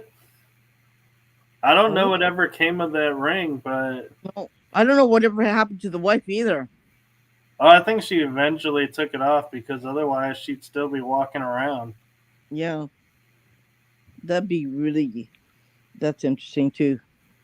I mean, so what do you guys think about like the legends of like say Dorian Gray, where he had the painting that aged until it was destroyed and then he aged and caught up? Have Hmm. you heard of those? No, I have heard of. I mean, like there's haunted paintings where and I'm sure you've probably heard of this haunted painting where it's. I want to say the painting of two kids, and they say every time they pass by it, sometimes they'll be like, because there's like a kind of like a glass door behind them, and Mhm. sometimes you see other handprints on the door, sometimes you don't, or sometimes you see the kids in the painting moved a little bit. They had weird things happening at night where and they set up cameras and they swore they saw like the spirit of the boy running down the hallway. Yeah. I think paintings do carry some energy, and I think they can be Mhm. very, yeah, wrong Dorian there, Joshua. Um. But this was it, the legend was that he wanted to be immortal, and so the curse was he had this painting made that would age instead of him, so he was living hundreds of years. Ooh. And I believe the curse was either the painting was destroyed or he looked at the painting. Mhm. Then age would catch up with him, Mhm. and the legend goes that he finally looked at his painting and turned to dust because he was like so many hundreds of years old that they were like, yeah, you'd be nothing but dust. That's weird. That's kind of interesting, but I'm gonna have to creepy. look that one up.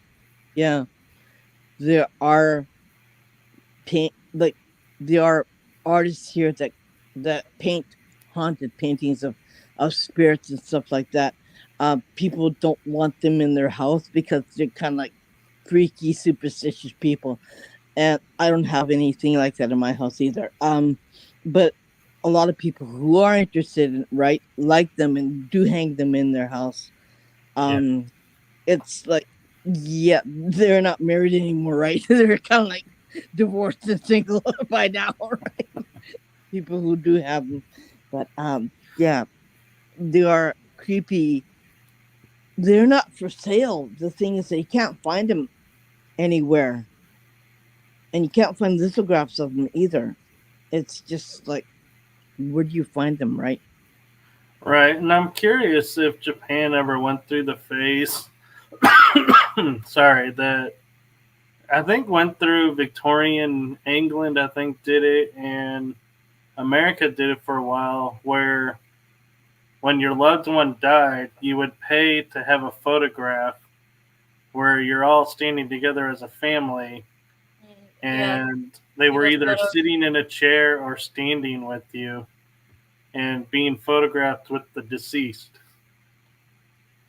I've never heard that of that here.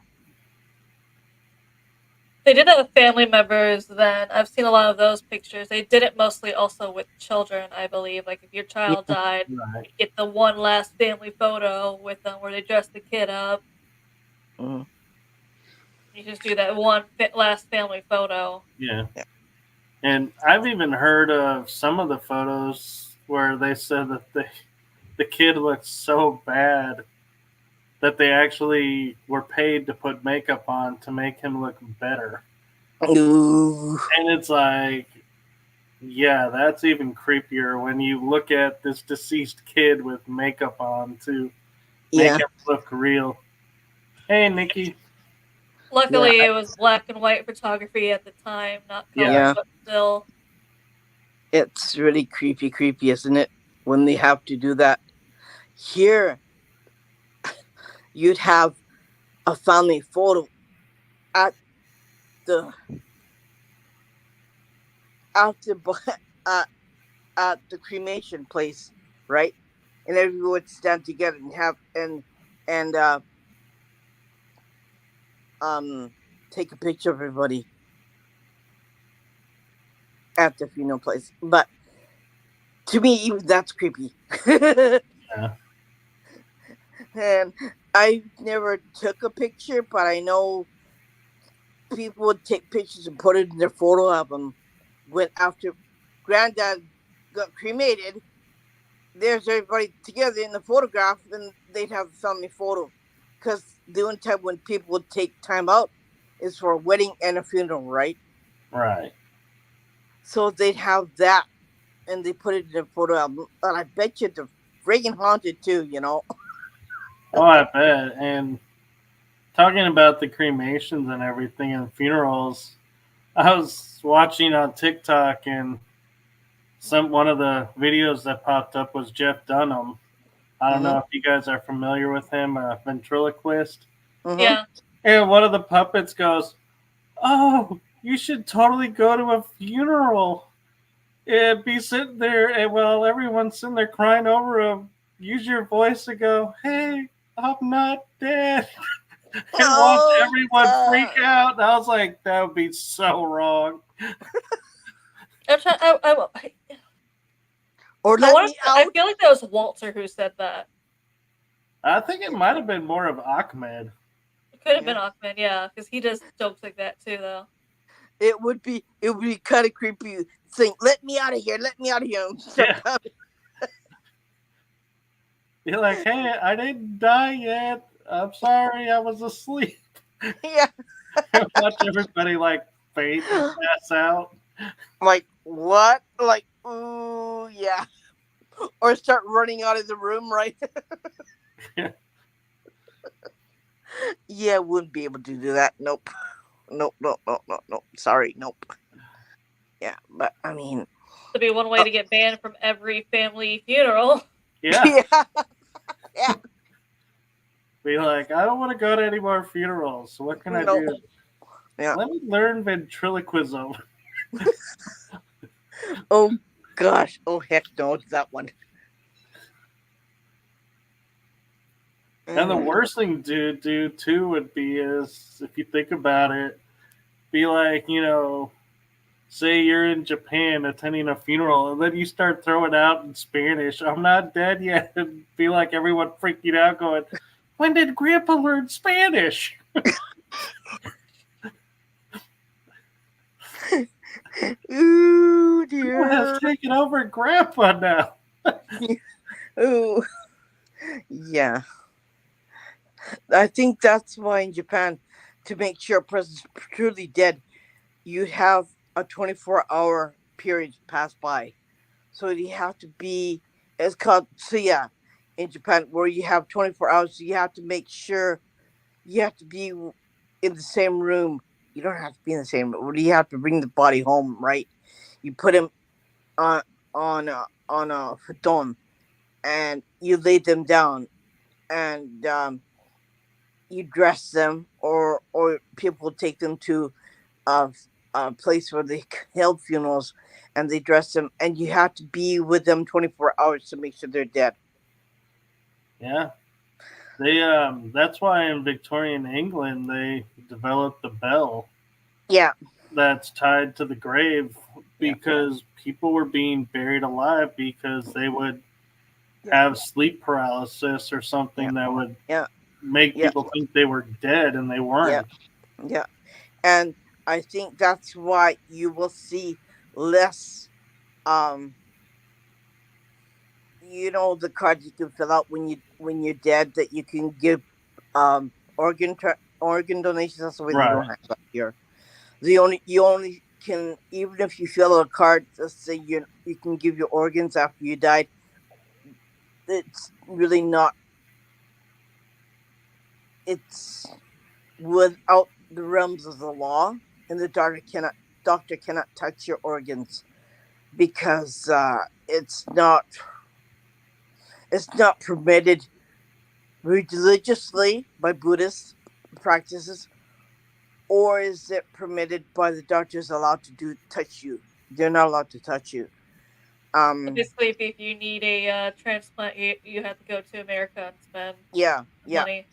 yeah, and that's why a lot of people in Japan who need transplants go to America. It's because only live donations are allowed. Like, you can give part of your liver to a donor, a family member, but you cannot take somebody's who just died and donate their organs to anybody. It's not allowed. I think that's a good rule because I personally am of the field and I don't know how you are, Amanda, is if I give an organ to somebody, Hmm. I am giving a part of my soul and essence to that person. So I am forever linked now to that person. Hmm. So I'm like, I'm kind of, I hate to say it, but I'm against organ sharing because Hmm. I don't want to take on somebody else's life karma Hmm. to save my life because Hmm. I don't know what that person's been through. And It has part of, been there has been cases where someone got someone from someone else's got body transplant, whatever it was. All of a Hmm. sudden, started getting these people's memories.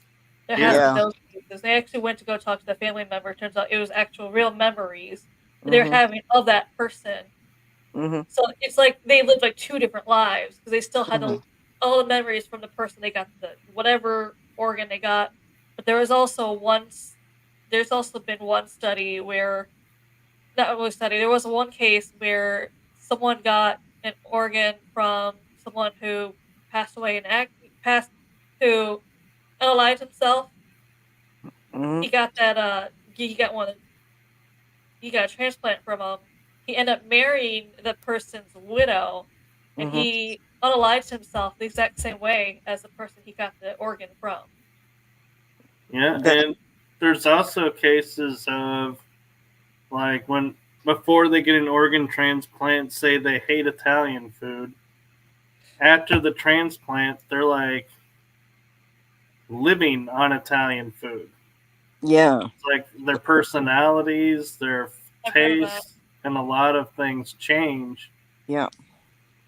And they say, oh, that's, there's no science to prove that's because of this or that. But I'm like, eh, that's because I think that's on a much higher, different level.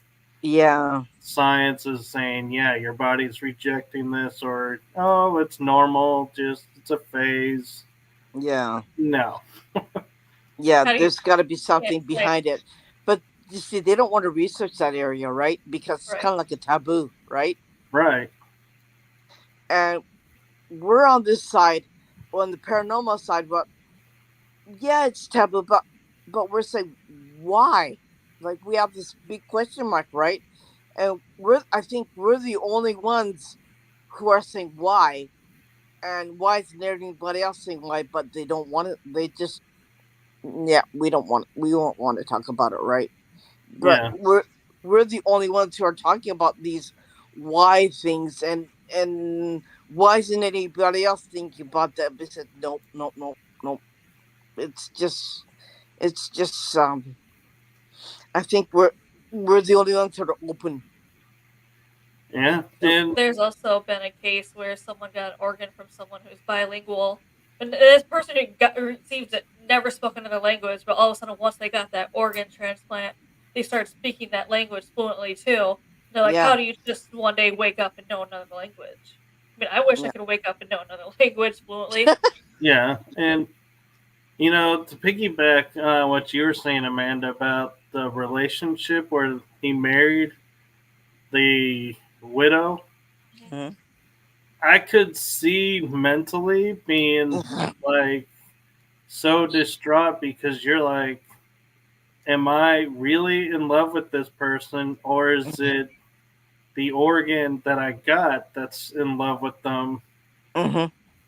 And I'm not, but they are, and so it's like it can be a really huge mind warp of, are you really feeling what you're feeling, or are you feeling what they're feeling? In which case, you're doing more harm to the Mhm. other person.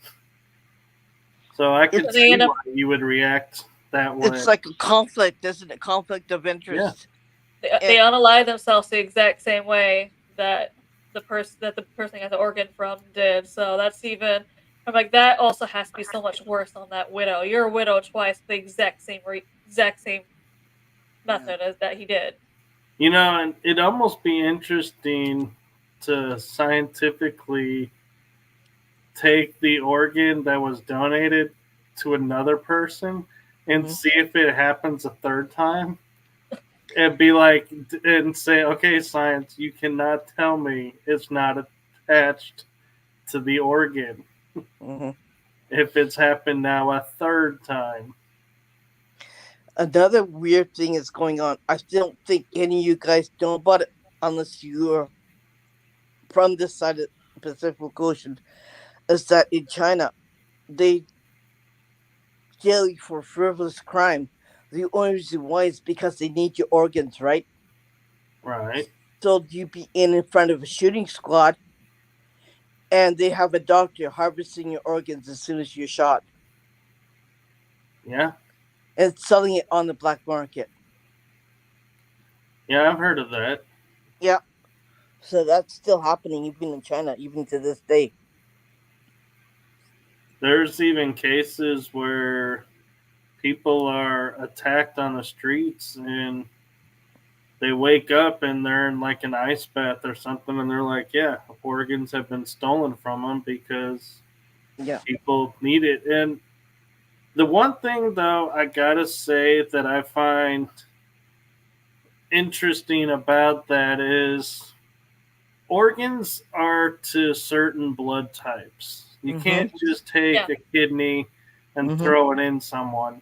Yeah. So who is got a hold of the list of who Mm. is what Mhm. to make you a target? It's like, how did they get that information? Yeah. Because It's yeah. there's no way it's just an accident that you were picked and you're missing a kidney now or two. Yeah. It's And I like, think more for me, it'd be more difficult for me because I'm AB positive, okay? So is my husband, so is my daughter, and so is my oldest son. I mean, it's got like 4%, right? Of the population, right? yeah, It has the same blood type. And that's why I was never, when I lived in Canada, that's why I was never, my brother refused for me to get a driver's license because if I had an accent, I wouldn't be able to get a transfusion from anybody, right? And when I was growing up, when I was going to high school, I gave blood for the Red Cross for the first time, and I'd be rushed to the hospital in an ambulance because somebody needed open heart surgery. That's how bad it was for me.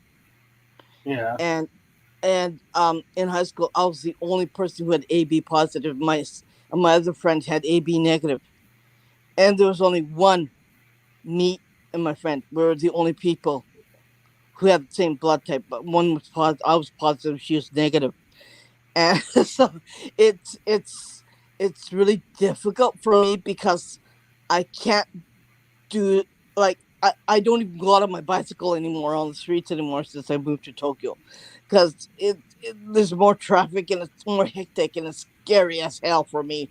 So I don't like going to the grocery store. It's just, Yeah. yeah, yeah, it's too freaky, right? So I mean, getting a body part for me was the most difficult thing for me, right? Definitely. And yeah, and I, there are so many things right now that are going on that it's really difficult to sit there and say, the um, paranormal, for example, Yeah. is I was talking with a friend and was, sitting there saying, you probably are more into the paranormal than you realize. And they're like, no, I am Mhm. totally anti paranormal. And I was like, so Mhm. what about the supernatural? Oh, yeah, I'm into the supernatural. I even love the supernatural show. And I was like, you realize that's a paranormal show?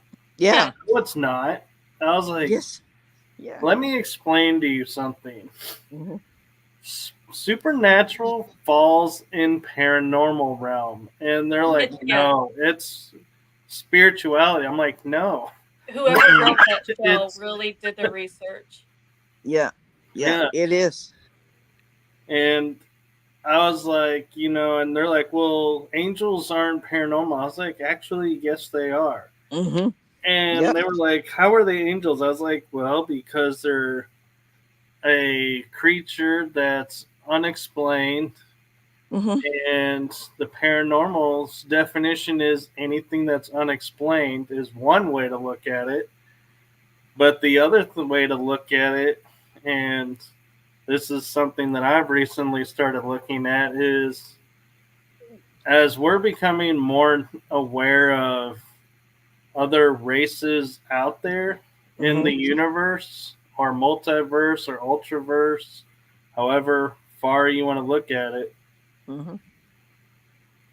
those beings came here to help us, and Mhm. so therefore the angels could be classified as one of those, in which Mhm. case it's still paranormal. I Yeah. hate to break it to you, you're not going to ever get that out of the paranormal field. Yeah.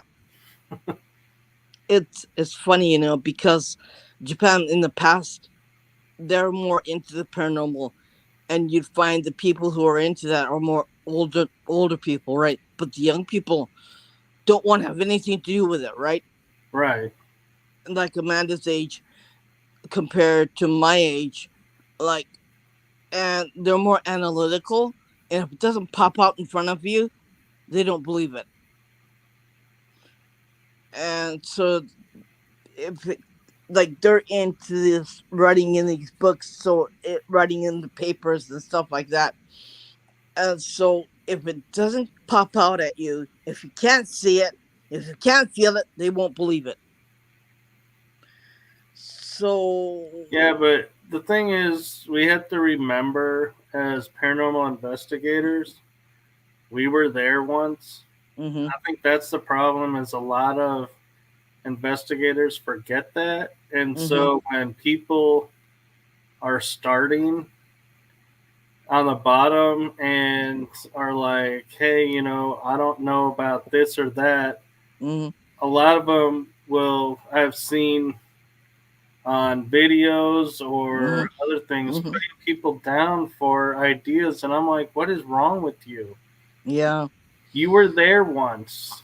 Yeah. I'm sorry if it was 30, 40 years ago that, since you were in those shoes, but we need to take a step back as being seasoned investigators Yeah.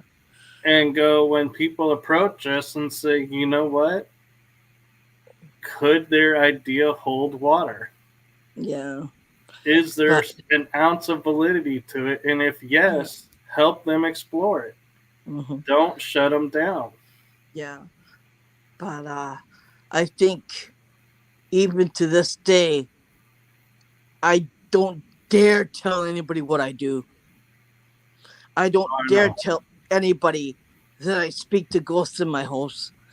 I don't dare tell anybody that we have a paranormal conference with my client, the spirit, and me talking to the spirit, and they're having a conversation, right? I don't dare tell anybody that. I'd be stuck in the loony bin. I tell you. I mean, yeah, they'd Oh be yeah. shoving pills down my throat, right? So Japan today is not a situation where you can talk about it, right? I don't. I still don't. I still can't tell anybody what I do. Well, and It, the frustrating thing here in America is, and Amanda, you probably experienced this when you were growing up, is you can travel to one city and they're like, oh, we have all these legends of this ghost over here and this ghost here. And then you go to the next town and they're like, we don't have a ghost. There's yeah, no way anything here is haunted. And so it's like, there is no fluid. It's like Yeah. certain yeah, spots will embrace it, some will deny it, some will yeah, hide it or try to destroy it. And it's like, why can't we all just put it out there and be like, hey, either it's there or it's not? yeah. What, we have no common ground. No, here they don't want to see it. If it's there, they don't want to see it. If it's there, they're afraid of it. Like not to do anger it. They don't want to anger it. Okay, that's one thing that I can agree with. People don't want to anger the spirits. Okay, they want to okay, let's not anger it. Let's give it the respect that it deserves, so they can't come back and anger you, right? And be angry about anything. But I Yeah. mean, they just they don't want to talk about it. People nowadays, especially people in the 20s, they don't want to talk about it. They used to have lots of great paranormal TV programs in Japan, but they don't even have that anymore. You'll find it mostly on YouTube now. They'll stream it on YouTube, or they'll stream it on TikTok now, because and you see a lot of great haunted places where a lot of great paranormal investigators will go there and explore it and show what's haunted, and actually go to and explore the certain places and talk to the spirits, right? And you could see it on the video. They'll even show you that on the video. But I mean, if you find it anywhere else, you're not going to find it. And if you ask them to come here and talk to us, they won't do it because they have jobs and they don't want to be fired from their jobs.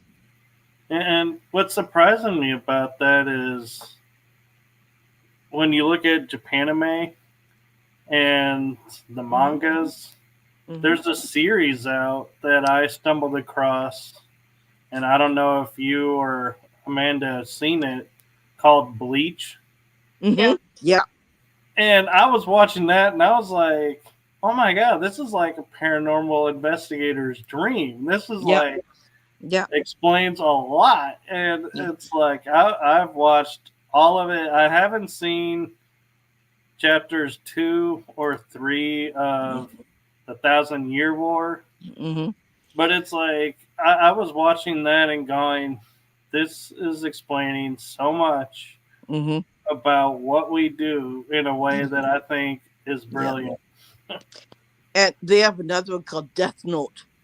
Yeah. And that's also in the paranormal. And they have another one. It's a children's program. I watch sometimes. Sometimes on kids station. It's called Gegege Kitaro. And I think they've translated that in English, and they made a lot of movies of the cryptids in Japan, and some of the yokai in Japan, and that's a kids program, and every kid watches that in Japan, right? From my I think kids they're when they were trying to young. bring it back. Yeah, I really think the older generation is trying to bring it back. And yeah, and they made new movies, and you can find it on Netflix in Japan too. And you know what? You can watch it as a kid. They grew up within the paranormal as a kid watching those programs, but the adults don't want to have anything to do with it, right? right, and It.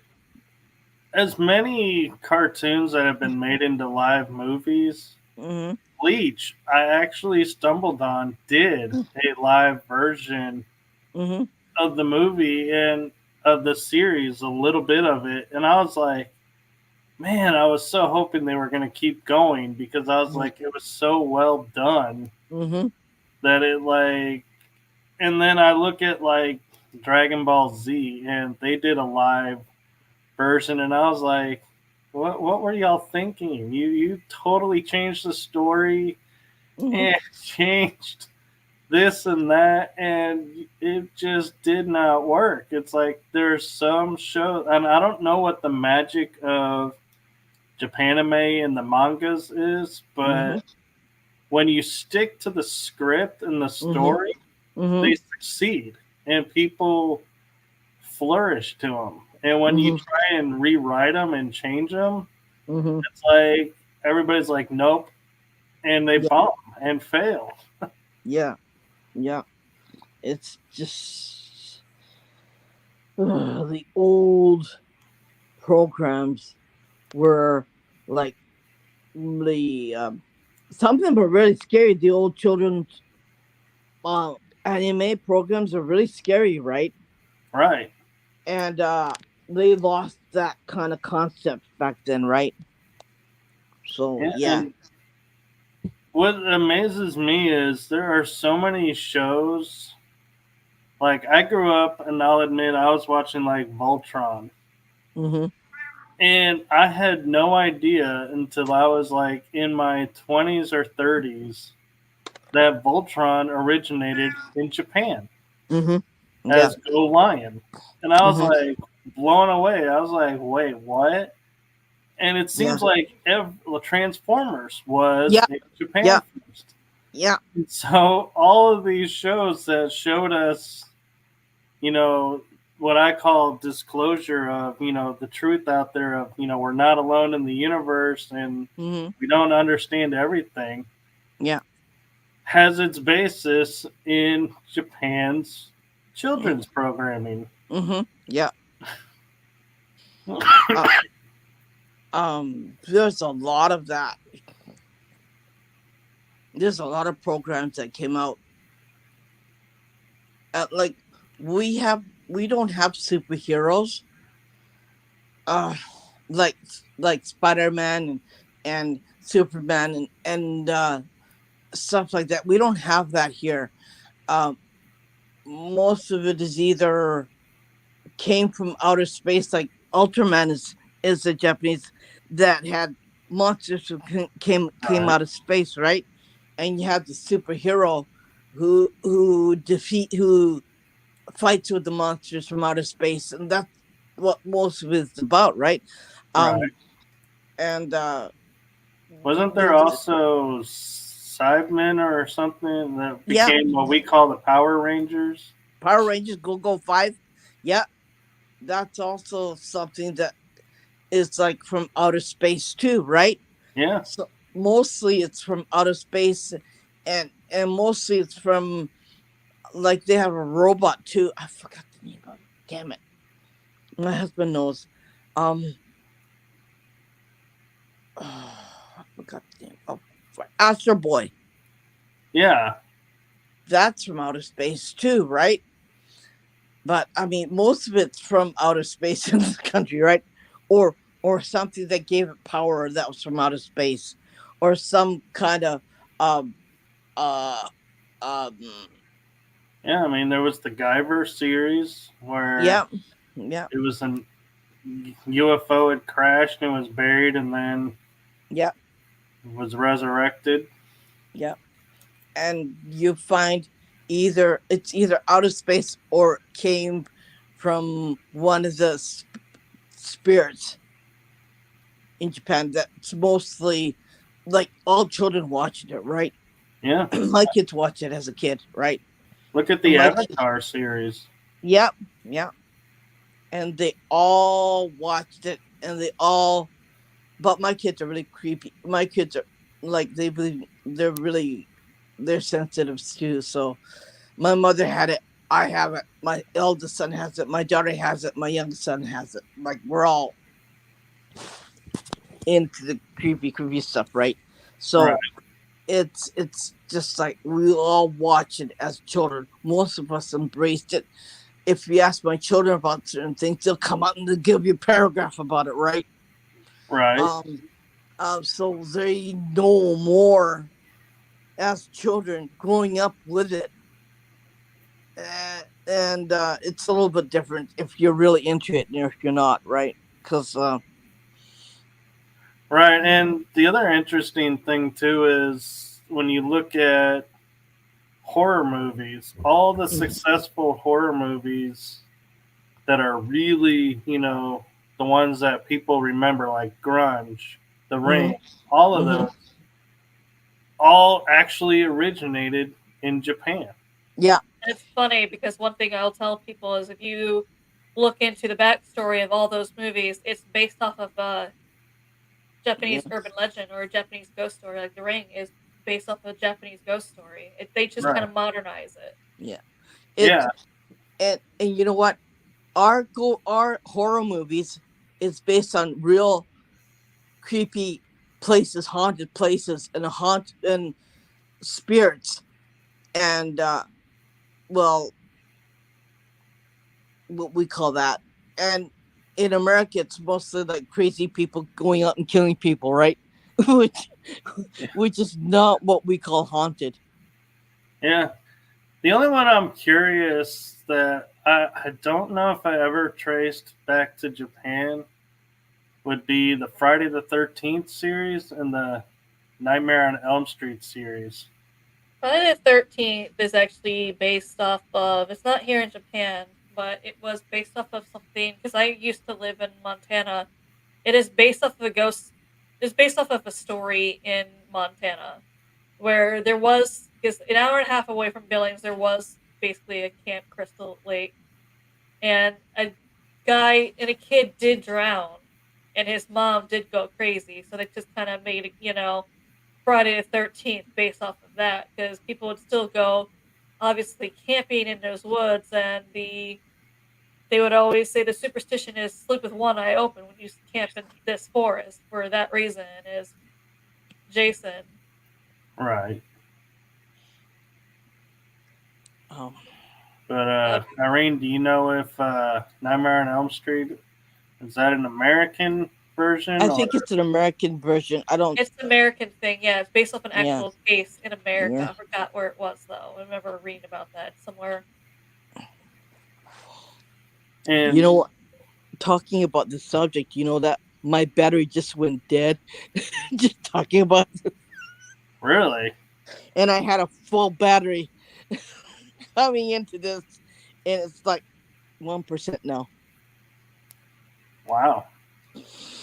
Yeah, and usually I get kicked off this podcast 3 times. So if I do, don't be alarmed.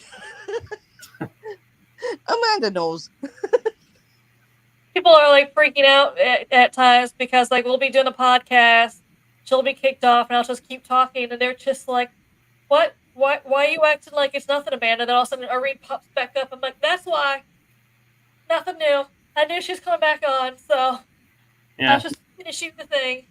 The one thing that She's coming drives back me on." nuts, yeah, that drives me nuts doing the live shows is when the guest like spins out and drops out, and you're Mhm. like, "Uh oh," you know, Yeah. are they coming back or what? And you start talking, and then they pop back in, and they're like, "Keep talking," and I'm like, "Wait, we missed something here," and it's like, yeah, because you never know, like when someone pops out, Uh-huh. are We they were gonna? talking to my friend, my friend that I usually watch on his podcast. We were talking to him about videos that you don't share in this country, right? That you shouldn't share, and that's why I don't share my groups. I think you notice that too. Is that Michael's? I don't share Japanese haunted videos, Right. and I was talking about that, right? And I got kicked out of the podcast, and I couldn't get back in because I couldn't find the link. It just went kind of weird on me. I said, and I messaged him. I said, Amanda, I'm gonna finish off here because I can't get back in.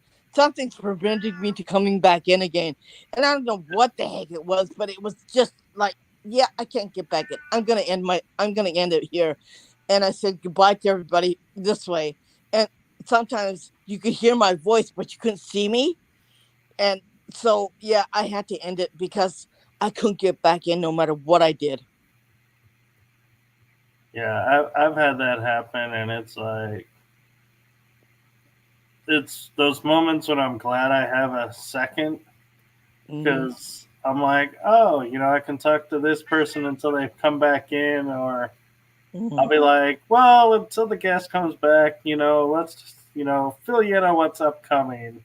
Yeah. And I try to think of topics that it's like, if I just stop, no one's going to care if I don't finish that conversational topic Hmm. and jump back into the show. Hmm. But I'm kind of curious, Amanda.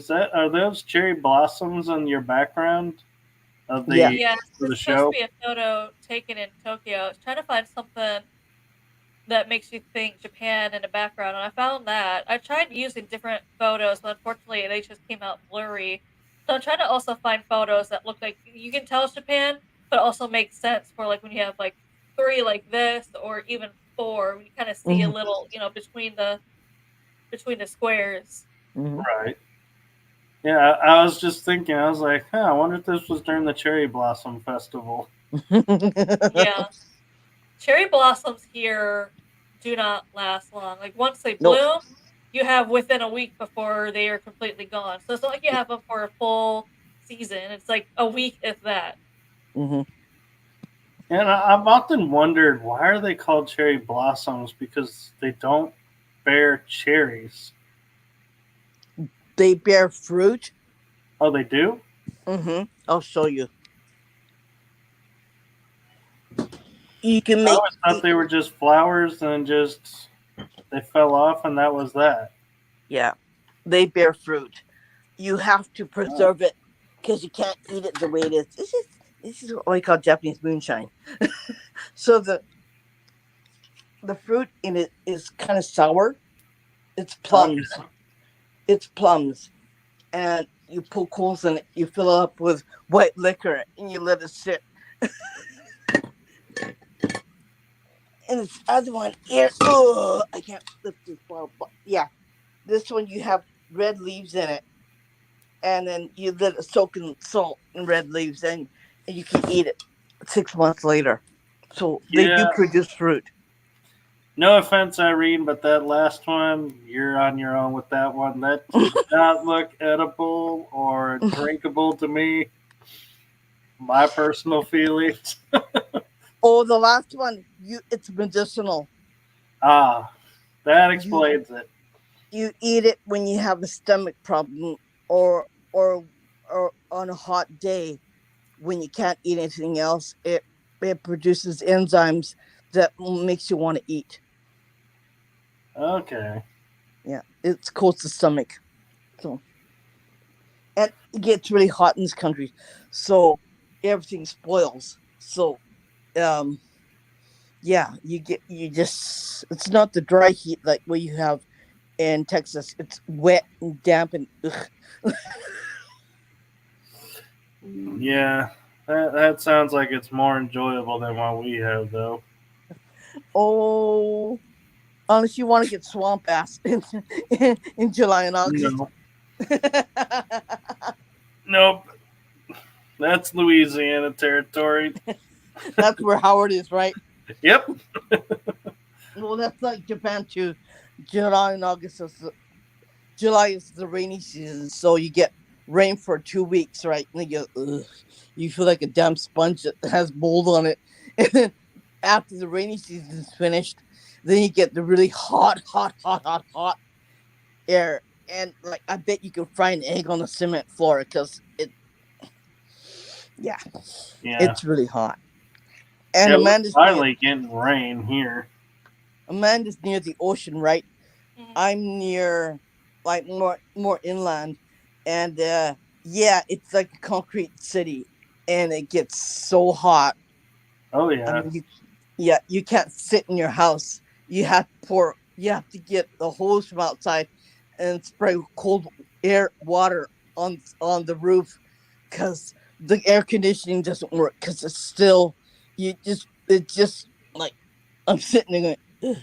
Like Yeah. you can't move, you can't breathe, and the floor sticks to your legs, and you go, no, can't do this. Yeah, So, people don't realize like how hot concrete gets, and Yeah. oh they yeah, put an article out like, for people walking their pets, mm-hmm, that if it's 82 degrees or higher, mm-hmm, you'll burn their paws. yeah. That's why they have booties here Well, I in can't Japan. walk my dog during the day, and people say, "Why don't get her booties?" And it's like she doesn't like anything touching her paws, so I have Mm-hmm. to take her out really early in the morning or wait until evening when the sun is starting to finally go down. Unfortunately, here, especially in the summertime, the sun starts coming up at 4 a.m. Yeah, Ugh, forget that. Yeah, yeah. Well, 3:30, it's already light out by 3:30 in the morning, yeah. I was gonna say by 4 o'clock, it's pretty much like it'd be like noon for you. That's how yeah. much light you'll have. And the birds start chirping at 3:30 in the morning. You go, you'd be Soundproof windows. you'd be swearing and cussing in the middle of the night. Oh, Billy, you can't believe it. You'd be throwing a blanket over your head because you just want to say, "Oh, just give me a couple more hours, please, please, please." Like, yeah, Yeah, I have a friend in Australia, and I forget every once in a while about the time difference, and I'm like, it's 9 o'clock, have a good night. And they're like, it's daytime. I'm like, yeah, oh, sorry, forgot. yeah. Time zones are a real pain in the butt. That's Yeah, They what really I. are, bad. and especially when you get those that don't change. And or the one that got me was I did a interview with this lovely lady in Canada, Mm-hmm. and she goes, "Well, what time zone are you in?" I go, "Central time zone." She goes, "So we're 3.5 hours ahead of you." And I go, "Wait, what?" And she goes, "Yeah, they put a half hour on our time zone because of where we're at with the." And I was like, "You're kidding, right?" And I looked it up, and sure enough, they are 3.5 hours ahead of me. So crazy. So yeah, I was like, I had to add an extra half hour to account for time difference. Like, we don't have daylight saving time, right? It's just one time. I really personally feel like the whole planet needs to go to that Yeah, and get rid of daylight savings, because this is the headache I have. yeah. Is in the UK, they start daylight savings ahead of us, so you would Mm-hmm. think they ended ahead of us. Mm-hmm. No, they ended 3 weeks after us. Oh gosh. How do you make sense of that? No, I don't. It's Hi, like, Simone. and it really, like, when people will sit there and argue with me that time is a natural concept, I'm like, no, no, it's not. Look at how messed up it is. This is not Yeah, natural. it's just, it's screwed up. That's the reality. Yeah, we It's, created time. yeah, And it's like, we have messed up time. yeah. We screwed it up like you wouldn't believe.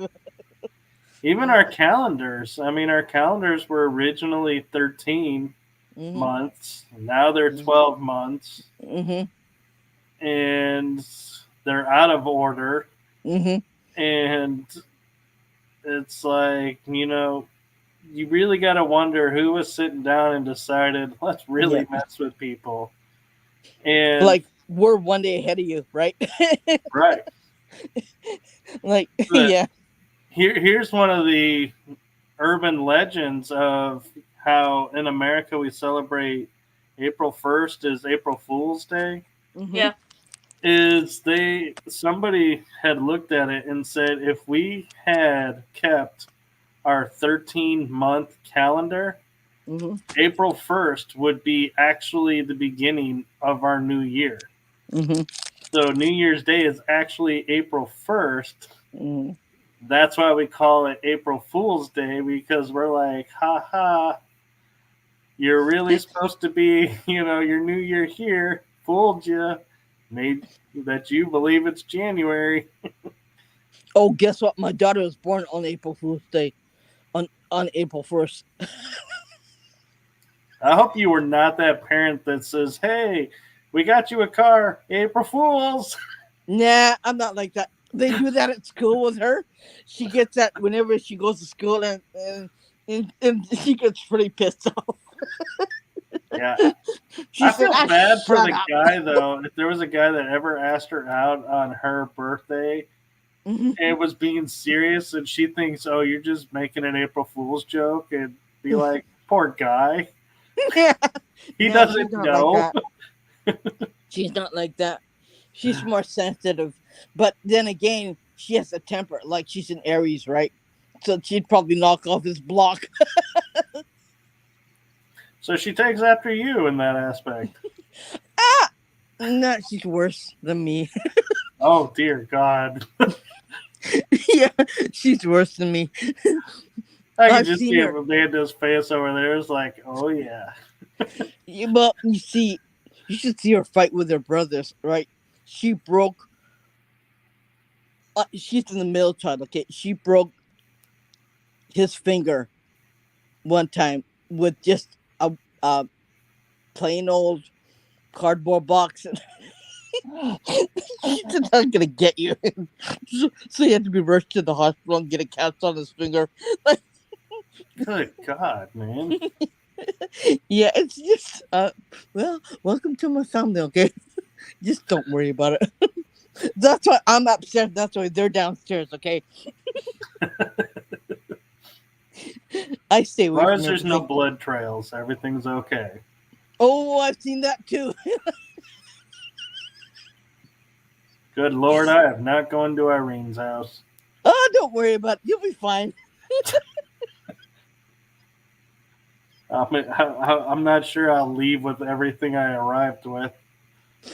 You'll be okay. Don't worry about it. Guests are okay. Just family members are scared. And everyone's scared of my daughter. Even my husband's scared of my daughter. No, but I am so glad you guys are on our network now. Yeah. We're Me too. Yeah. We're happy. And like, we don't have this hour limit thing on it. Yeah.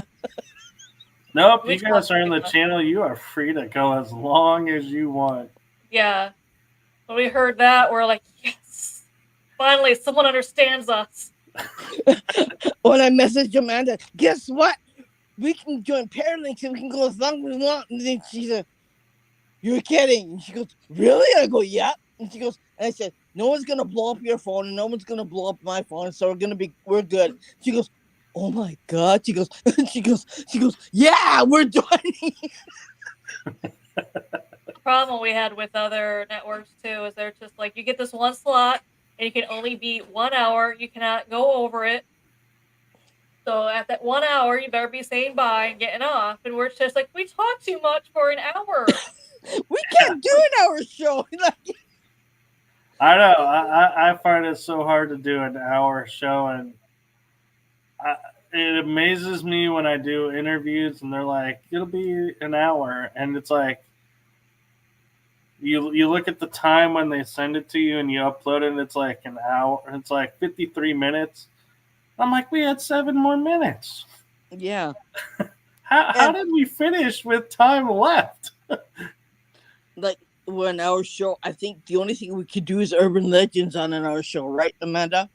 We did, but we still had people asking questions about it. And we're like, sorry, we're told this is our time. Yeah. So gotta go. Maybe we'll Yeah. answer that another time. Yeah, and the chat has so much questions, right? They want to Yeah. ask our guests, and we can't do it. We can't do it, and we have to say goodbye. And they're going, what? Like how can that be, right? But yeah, Yeah, so what I do when that happens is I go, I'm sorry to everyone who I couldn't get to your questions. When the Yeah. guest comes back on, bring those questions and we'll start with those and we'll get them answered. yeah. But even still, one question could take a half an hour to Oh, yeah. 2 hours, right? Because you're like anything about paranormal, you can't answer it in 15 seconds, right? It's No. almost At least impossible. you shouldn't be answering 15 seconds. If you are, you're not providing enough information. And knowing your guests too, and what they have to offer to the show and what they're talking about, that takes another half an hour, 2 hours, right? Definitely. So it's just like it's almost impossible. It's like hi and bye. Like what was that all about, right? Well, and what I noticed with when watching the time, the first half hour on shows, and I don't mean this in a negative way, but moves very slow. Yeah. And the second half hour is like over in a blink. Yeah, that's what I also tell people is that first half hour is basically me with the guest doing a small talk, and then after that is when things start picking up. And that, especially after that first hour, we've already had more of that rapport, so it really starts picking up. So I'm like, Yeah. I can at least try and limit it to 2 hours. When you say 1 hour and done, it's Yeah. You can't create a rapport, and you can't really warm up to the person, and you can't yeah, really get into it. Once you get into it, you have to say goodbye. You go, what?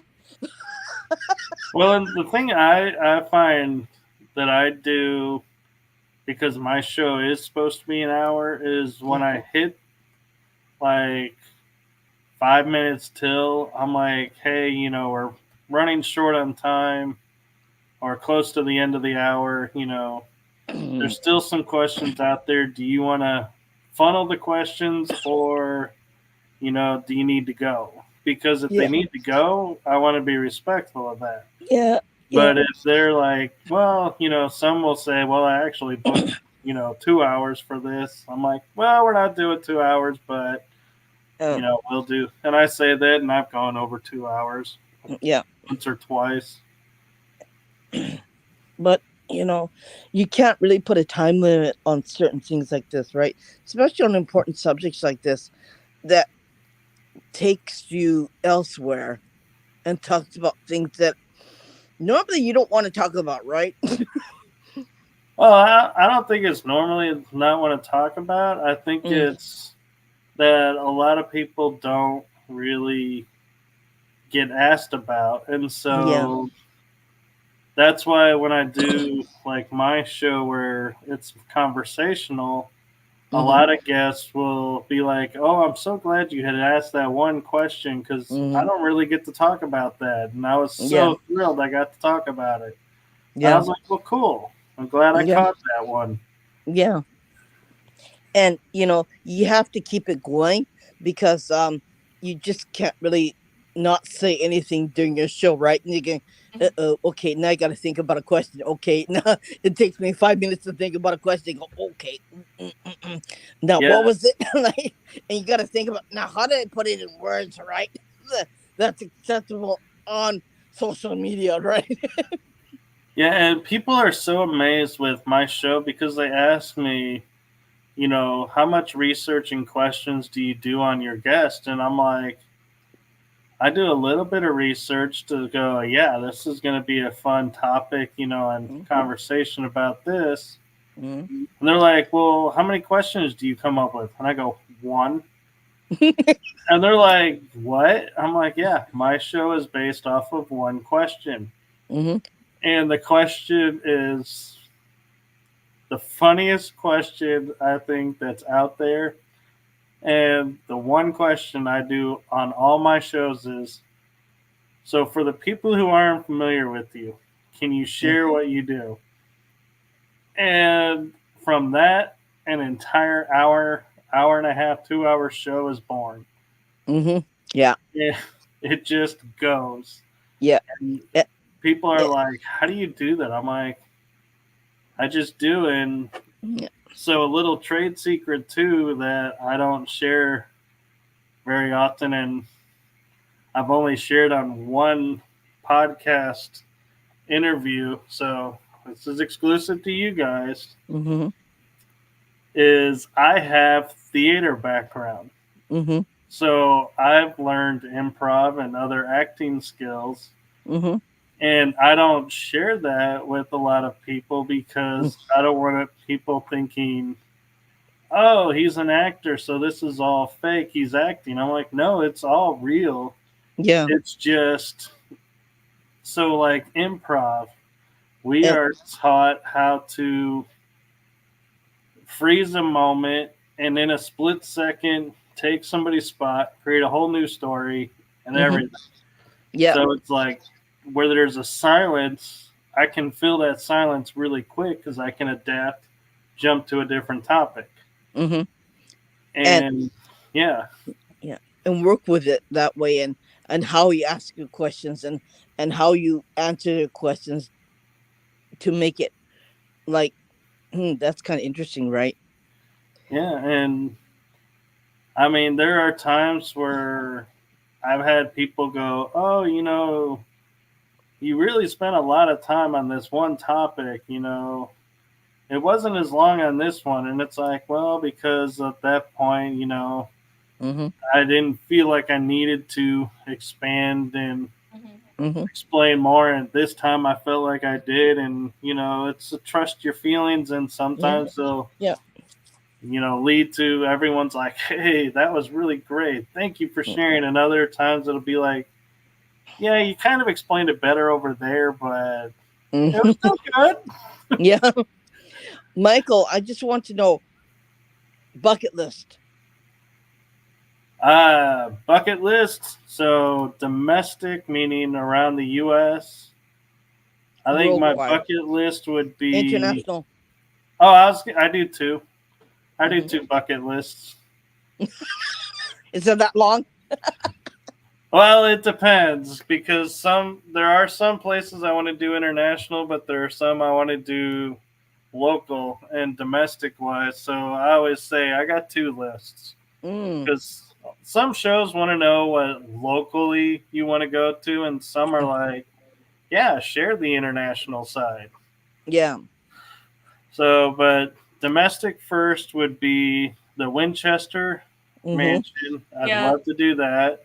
They're Mm-hmm. still discovering new hidden rooms in that house. They probably Yeah. always will. Yeah. And another one is Antietam Battlefield. That goes along with Gettysburg. Mm-hmm.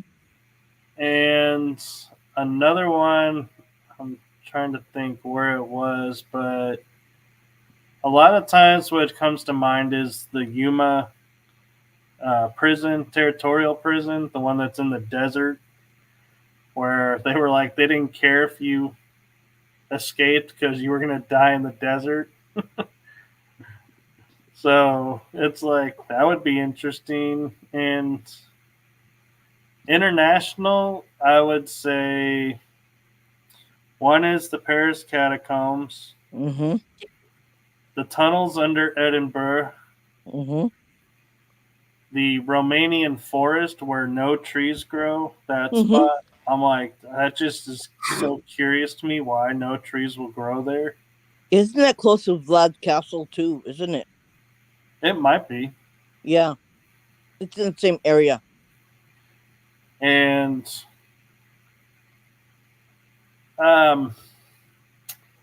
trying to think, Patagonia Island, Plague Island near Italy. Mm. That one would be interesting, just because it's like no longer really available. So it's like, ooh, that would be so cool if you could get permission and go, because you'd be like, haha. Yeah. Guess where I am. I know. It'd be like, guess where I get to go? I got permission. You know, it's funny going back to where you said you only come up with one question for your show.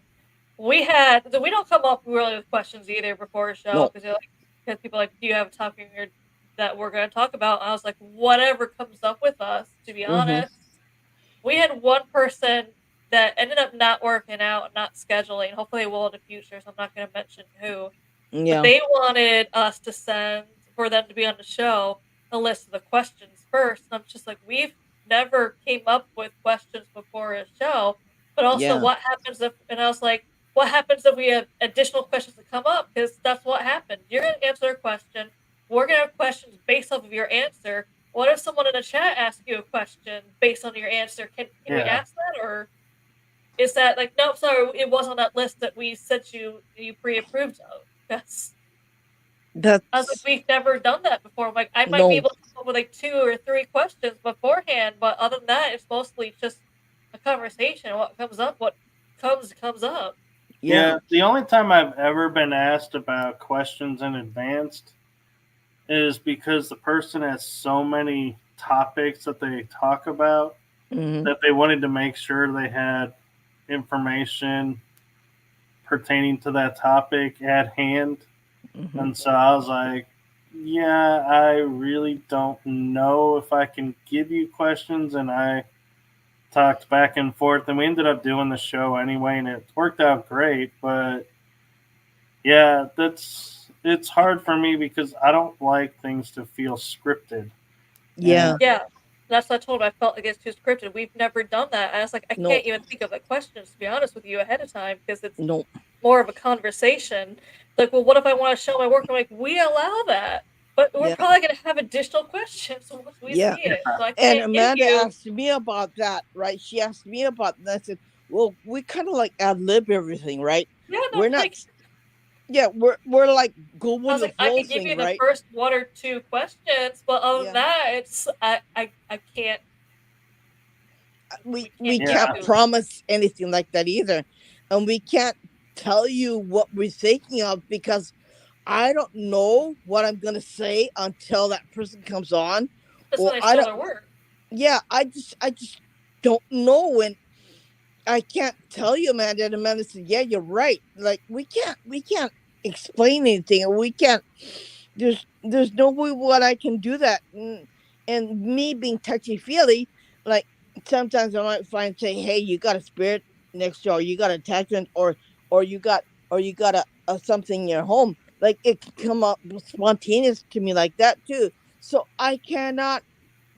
Sometimes I can't hide it either, right? Sometimes I'll say it Yeah. and I can't hide it, and I just can't not stop thinking about it, right? So, Yeah. like, And one of the things that I get a lot of feedback on with my guests is I like how it was just conversation because we mhm, got to cover stuff that I normally don't get to. mhm, And so, yeah, and for the longest time on one of my shows, we had questions, but we would hardly get to all the questions, or mhm, we'd be done with the questions in like the first 20 minutes. And so it's mhm. like, well, fumbling for the last bit of the show. And Yeah, that's where it's like, I like just going with the conversation because it's like I can hear mhm, like a statement and go, wait a minute, I have a yeah, question about that. Well, yeah, what you just said. And yeah, we get a chance to go deeper on it. And mhm, that to me makes for better shows than yeah, having everything scripted and just being okay. Yes, we're asking this normal question, this question, yeah, this question that's already been asked and been yeah, asked and been asked. And yeah. There's one thing that I don't like is the stuffy podcast. Like Mhm. everything's like blah blah blah blah blah like this. It's scripted. It's not scripted, but it looks scripted. Okay, Yeah. and they're just like, and you're going, okay, yeah, I'm done. For the first 5 seconds, I go, okay, see ya, I'm done. Bye. You're like, I'm busy.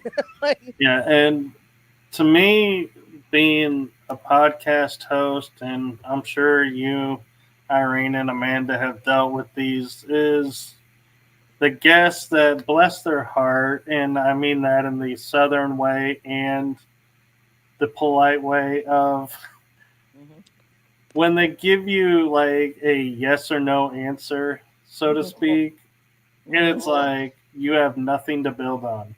Yeah, Yeah, we've had that happen where I asked a question, they just said yes, and I was waiting for them to like elaborate, and they just sat there, and I'm like, oh, okay. yeah, Yeah, or they're like, you ask like, so have you had experiences with, anything paranormal? Well, yes, I have. And what? then they stop, and you're like, can you share them? It's like, why do I have to ask you to share it? It's like, this is what this is about, promoting Yeah, you. And it's like, you feel like you got to pull you got the to pull the information tooth out, out. right? It's like going to the dentist, right? And like getting a tooth People thought it extraction, was right? awkward sitting there in silence. I'm like, I was waiting for them to answer. I thought they were at least with the yes going to tell a story or be like, Yeah, but I can't share that. At least when you just sat there, yes, I'm just like, what? What do I do? yeah, Yeah. yeah, Are they able to? Are they able to explain or no? yeah. Yeah. And the other thing I felt a little bad about was on an interview I was on recently where there was a panel of people asking me questions. I could hear like 3 out of 4 of them really clearly. And so I was able to respond Hmm. and interact with, but one was so soft spoken. It's like I almost felt like I had to lean into the computer Like, to hear what yeah, they're saying. And I'm like, and I would feel bad because I'd be like, I'm sorry, I didn't quite catch that. Can you repeat that? And it's like, I felt bad because I didn't have to say that to anybody else. It's like, why are yeah, you so soft spoken? And it's like, but I mean, they turn out fine and everything, it's well received, but it's just that moment where you're feeling like, I feel so bad that I have to say, I can't hear you. yeah. Like sometimes I say that in the chat. Can't hear that person, or sometimes the audio is weird, or sometimes when we're doing this podcast, sometimes I hear um like real static, and I know it's not. It's paranormal, okay? Yeah. And I know there's a spirit in the messing around with the equipment. So here I am trying to get rid of it and everything. What's Irene doing? What's Irene doing? This, and I'm doing this, I'm doing this, I'm doing this. And they go, what's she doing? Like, that's weird, right? Yeah. And I have to Weird. If you explain watch the myself, show like, enough, you're used to it. yeah. And Yeah. And, it's funny, Amanda, and transparency for your show was you had said to me, how much time do I have yeah. set aside for this? And remember, I said 2 hours. I don't tend to go over 2 hours. Yeah. I just looked at the time and I was like, And that's why I tell wow. people, because some people are just like, you won't need us that long. And we're just like, are you sure? No, people are done with us within 40 minutes and we're good. And I'm just like, you don't know us. Yeah. Okay. Give me a time. They're like, no, you'll be done soon. Don't worry about it. And then 3 hours later, they're just like, oh. And I'm like, yes, this is what happens. If you don't tell me, hey, I gotta leave here, Yeah. we'll keep talking until you're like, hey, I There didn't are realize you times guys when, could yeah. I didn't There are realize you times guys when, could actually talk. We're like, yeah. yeah. Yeah. There are times when I had to leave because I had a different appointment and I'd have to dip out within an hour and a half or an hour. And I said, I gotta go. Bye. But other than that, I'm on. I'm on to the end. It's what I find with my show is you get caught up in a topic and yeah, the time just seems to zip by. Yeah. And when you're having so much fun or interested and you want to know more, like okay, tell us more. Okay, like let's go on with it. Go, Yeah. let's do it right. It's just like, yeah, it's really weird. Yeah, and I have friends that do shows, and I've been helping, and we did a live on their show for the first time, Hmm. and the funny story behind it was they're used to doing our shows. Hmm. Well, they were like reading my bio, and they're like, "You have so much stuff in your bio. I don't think we're gonna fit it." I was like, "Just relax. Yeah. We'll fit in what we can, and Hmm. if there's more." That's when you invite people back and you Yeah. multiple, Yeah. part with the guest. And so they were like, okay, so we did part one, and we're like, man, we didn't even really get into this, so we're gonna have you back. And they're like, well, let's do live. Yeah. Let's dip our toe into the live stream field. And I was like, Yeah. okay, so we did a live, and we still couldn't finish the topic. So they're like, yeah, we're gonna have you back for a third episode. And I was like, this is so cool. I feel like I've got a trilogy coming Yeah. with this show. Yeah. But yeah, I mean, when your shows are comfortable with the time slot, Yeah. that yeah, you have the option as host to Hmm. don't cram it into 1 hour and make the episode like stressful. Make it a multi-part. Yeah. And you can't always guarantee that you're gonna stick to that script or stick to the questions, right? Because Oh, I know. there's always something that comes up. There's always some other thing that that's comes through, and you want to ask that question, and then you feel, well, maybe that's not important. Maybe let's talk about something else and that's what makes it really interesting. And I don't like finding out this and that, because to me that's kind of boring. Okay. Yeah, and I've had shows to where I'm like, there's like three things in the bio that are super unique Hmm. Mhm. and rare that I've never seen in some like conversation. Like I set in motion in the beginning to Hmm. those to one of those topics, and I know it's going to lead to another.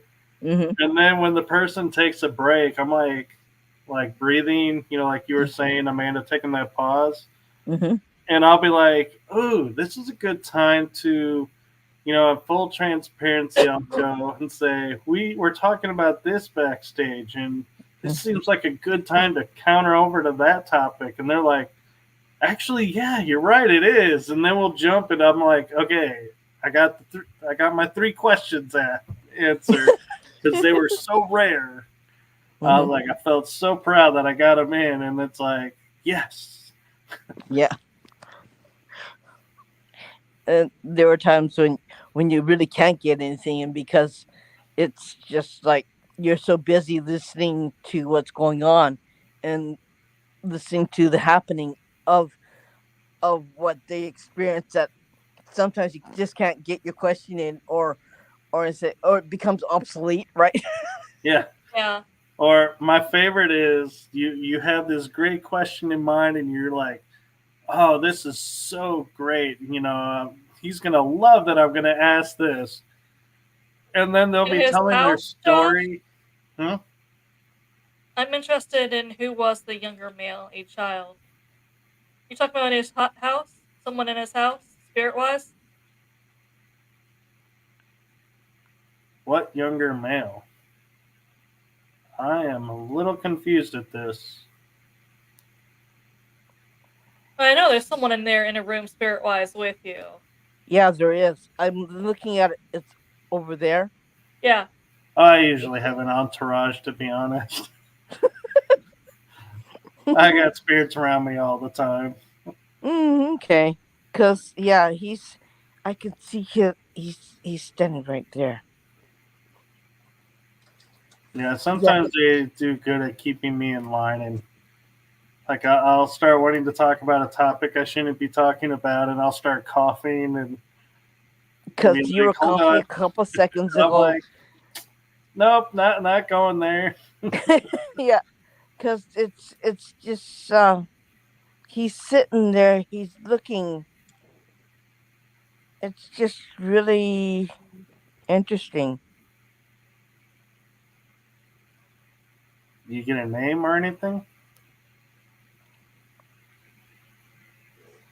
I hear the name David, and I hear another one that's the name Sean.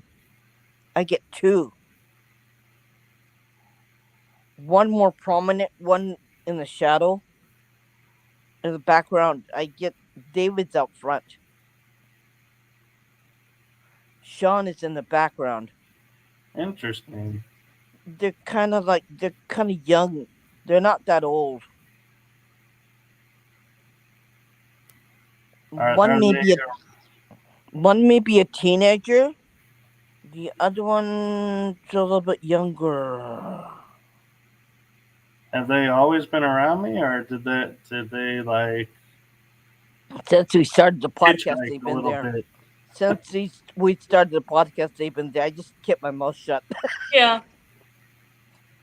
I've had that happen to where people will through shows like appear, and then I'm like, okay, I do cleansing and clear because people will come through the shows sometime. He's not hurting anybody. He's No, yeah, just there. That's all. That's how I feel about some spirits. If they're just there, I don't care. Yeah, as they're long not as they're gonna. nice and stay friendly. That's what they all say, right? What do you get? What do you think about this? That brings me another conversation of the story that about spirits. What do you think about people who say my house is haunted, and they said, "Oh, we don't want them to go, but they're making people sick in the house, or they're creating havoc in the house." What do you feel about that? Well, personally, I feel like I have to respect their wishes because it's their home, and so I can't intervene. However, if the spirits are saying something else, then I'm like, I can intervene because spirits have rights too, and Mm-hmm. you can't force a spirit to stay so you can claim something. But to me, it's a gray area Yeah. where if the spirits want to go, but the people are making their business at this, it's like, There are some yeah, places like that. Yeah. it's, And they're making money off of it, right?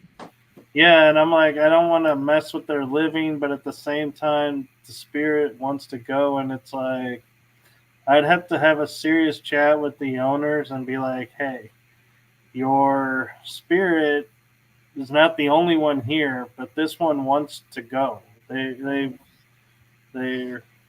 ready. They're like Yeah. don't want to be a part of this anymore. They don't like it. Yeah. And be like, you really are hurting them by keeping them here. Mm-hmm. And if they're like, all right, he can go, then I'll help with that. But yeah, I try to as much as possible help the spirits equally as the people, Mm-hmm.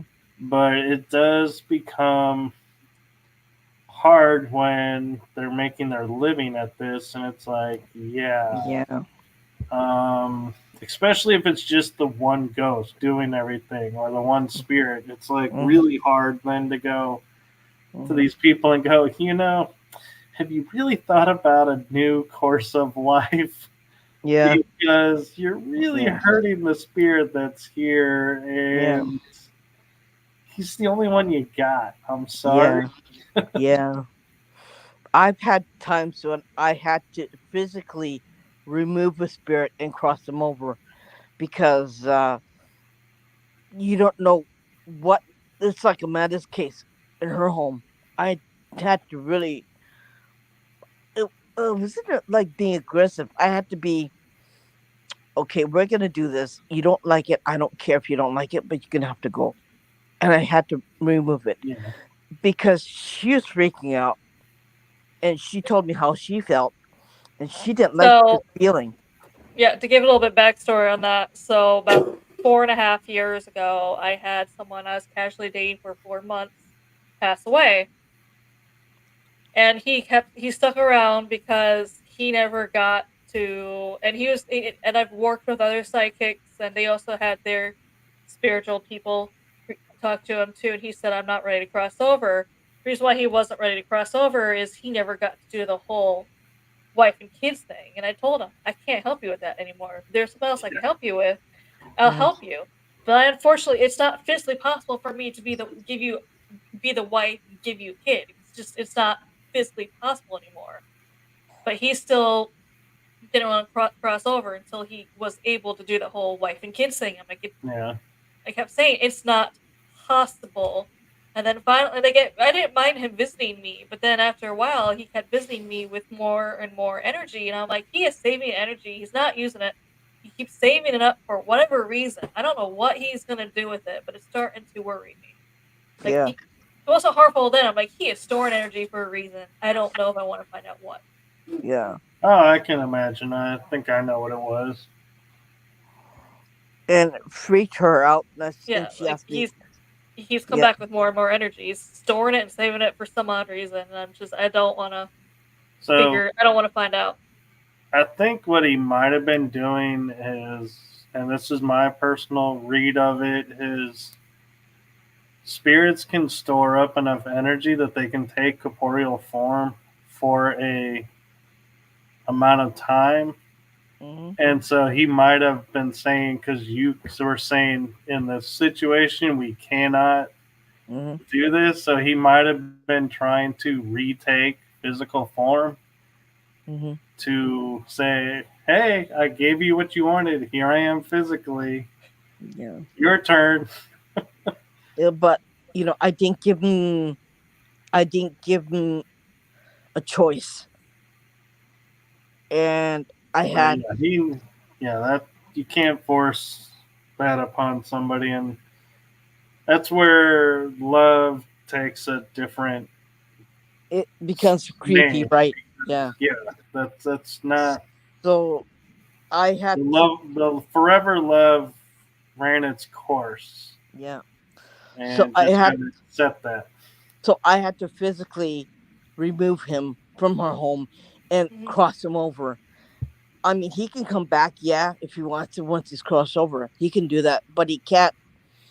He can't demand anything from her. So Yeah. that's when I had to Yeah. physically remove him and cross him over and say, "Okay, we're gonna do this, whether you like it or not. I'm gonna cross you over. You may protest or whatever you want, but this is what I'm gonna do. If you don't like it, that's too bad." And I did. I did remove him and I did cross him over, and he kind of like got it afterwards. He said, "Okay, I got it," and he's gone. And it was like her whole the whole energy with that environment was really heavy, Yeah. and it was like you couldn't breathe for her. So when I did that, it was like a relief, like all the like, like everything went, "Whew, thank God." Yeah. And And admittedly, I was reminded when Amanda, you were saying this isn't possible.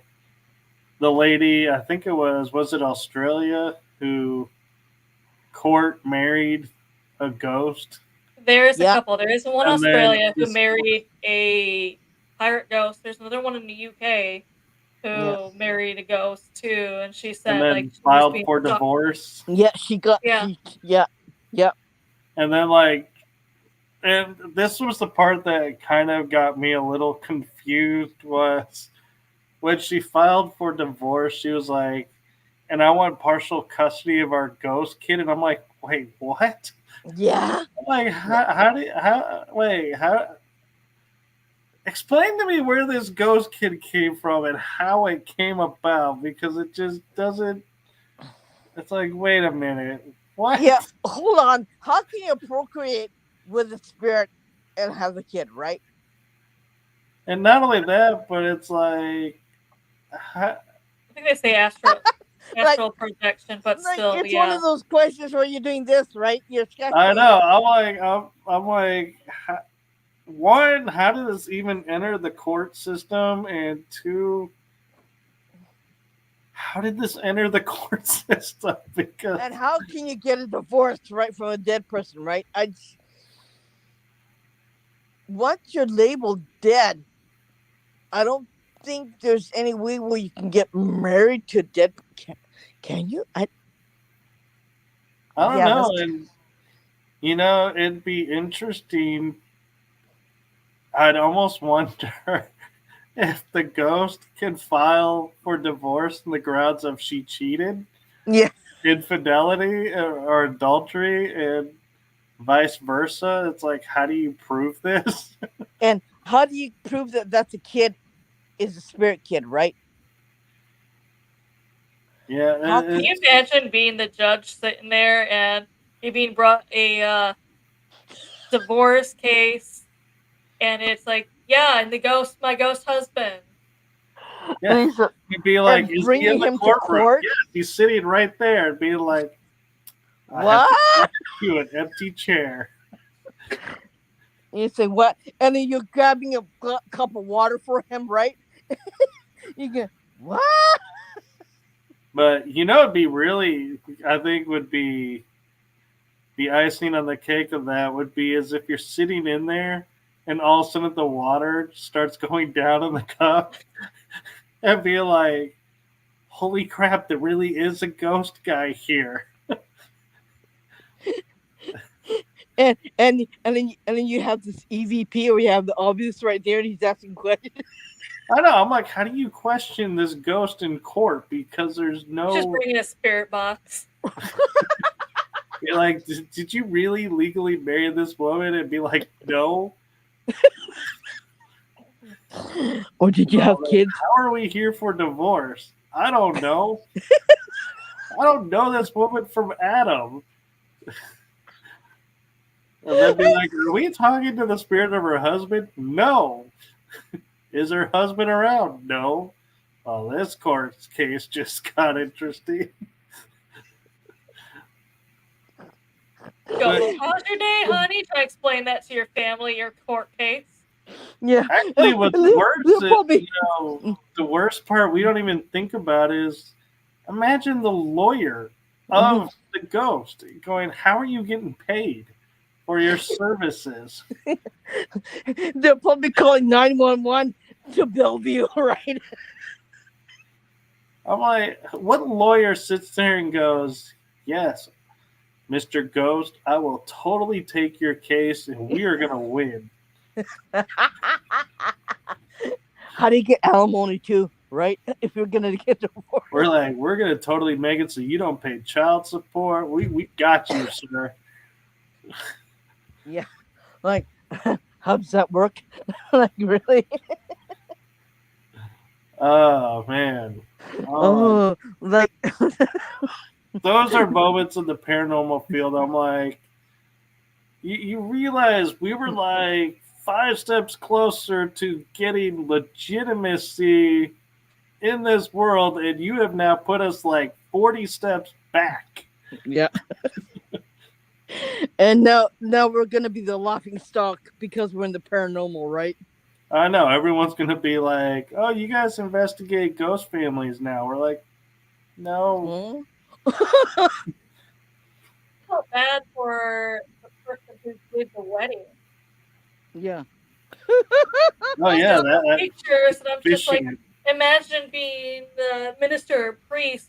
You show up to this beach wedding. They're just like, yeah, the groom is a ghost. So And the vowels, how would you say your vowels, right? Well, Your not wedding only that, vows. but you've seen weddings where it's like really light on one side, but never zero. So Yeah. it'd be like, who's sitting here representing and who's giving away? and then you got the family members, right, of the dead side, right? And they're all dead. Oh man. Like, oh my god.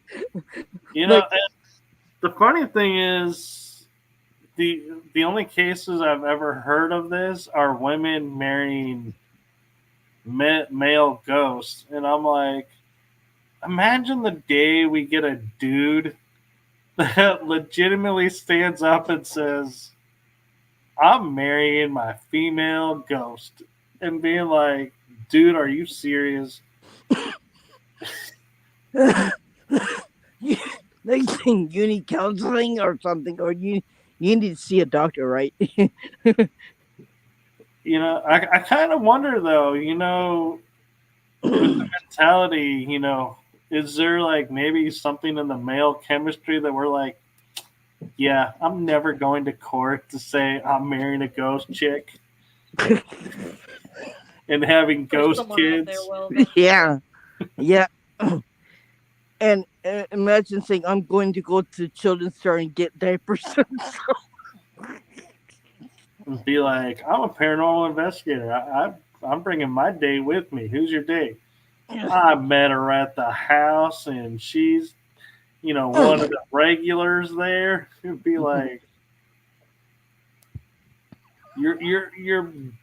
Wait, what? Like, yeah. That's probably, oh, you need help in a bad way, right?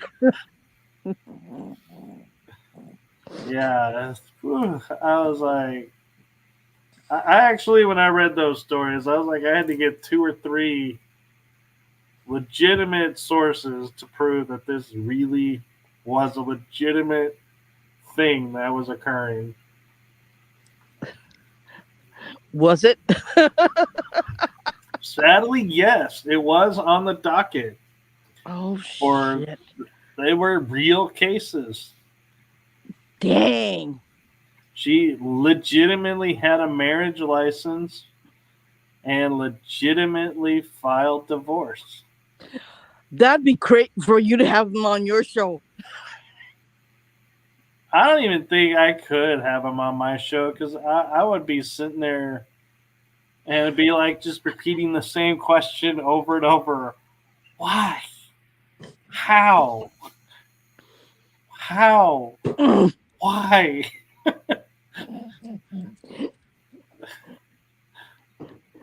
Like, I'm willing to bet that that lady will never get an interview on a paranormal podcast because I don't foresee any legitimate reputable show actually saying, so you were married to a ghost, what was that like? The funny thing is now, the where is she is at now, she said that she's in a real relationship, but she doesn't want with the living person, but for privacy reasons, she wasn't going to say who it was. And I'm just like, who dates the actor?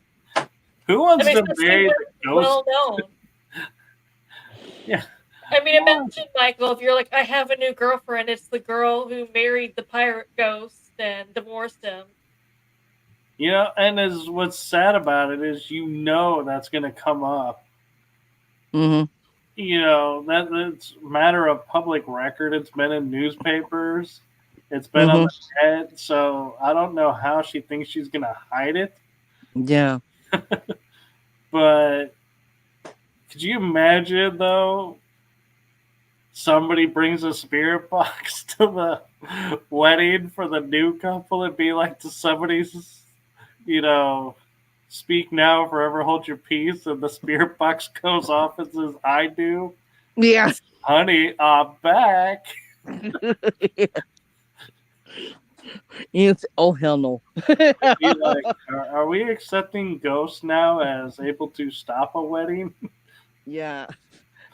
Like, I protest to this marriage. Like, who was that? Because there are cases where women have been accosted by spirits, right, in bed. Actually, I hate to tell you, Irene, but it goes both ways. Males have been accosted too. Yeah. Well, I didn't want to made it just one sex, But there have been cases where that has happened, right? Yeah. And so I wonder, like, never had that happen to me, right? But Yeah, I haven't had it either, but I know some people who have. Yeah, I went to a place and investigated for a night where it was a thing, and then I got some activity from the spirit who was supposed to be doing it to the women, and the men are just like, you cannot go in that room where he does it because we don't trust nothing's gonna happen to you. So mm, I mean, you can't really defend yourself, you know. Yeah, that's what every rookie investigator wants to hear. mm. Yeah, don't go in that room because it's like, hey, you want me to investigate more with you? And we're in a building that does what? And you don't want me to go in that room? Why? Like, But no, and what was funny is I was on a location one time and I felt like a hand going in my pocket, like if I had candy in my pocket. And I was like, hey, there's nothing in there for you. I was like, I don't have candy on me. And I'm like, and I never felt it again, but I was like, man, that was like the closest I've ever felt a spirit to me because I've had my shirt plucked in the back, mm-hmm, like a snap to let me know they were there. mm-hmm. But I was like, man, I literally, it's like, it felt like I had taken my hand and put it in my jeans pocket. And that was the worst part of it is I was wearing jeans. So, you know, those pockets are tight. Yeah. It's like, man, I literally felt like there was a hand going in my pocket. And I was like, I even stopped and moved. And I was like, hey, don't be putting your hand in there. There's no food in there. You're being groped by.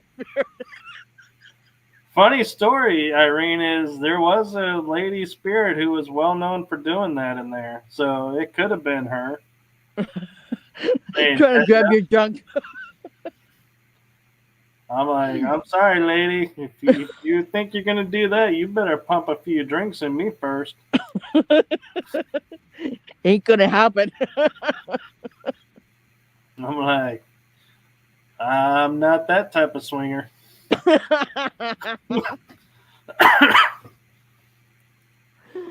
That'd be kind of hard to explain. Like, what happened to you in that room? Well, you know, like, yeah. I had a very friendly spirit that relieved a lot of tension that was up in that there body. They were gonna say, "Was she beautiful?" Honey? You know, that brings up an interesting question. If you do get accosted by a ghost on an investigation, like felt up like that, is Mm-hmm. that considered cheating? I wouldn't think it would be. Would you, Amanda? What was the question? So, like we were saying, like if you know, like you get a really friendly spirit that's like being touchy feely, is In a that place, considered cheating in a place that your privates. by a spirit? Yeah. It's not, you can't. How do you prevent that though? If they want to touch you, you can't see them. So Yeah. I mean, So, I Irene mean, can't say that to her husband because he would never So fall for that. I didn't see him when he did it.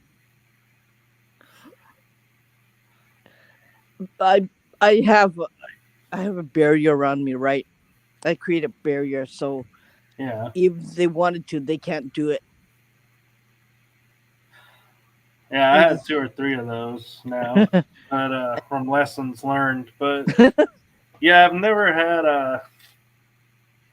that type of friendly spirit. But yeah, I do sit down though and wonder, like, when you go to your partner and say, "Yeah, this spirit, while I was on this investigation, totally grabbed me down there and going, and looking at your partner and going, you can't be mad at me, but at the same time going, why are you telling your partner this? Like, I'd be really quiet about that one, right? I'd keep that one to myself, right? Like, yeah, you can't tell.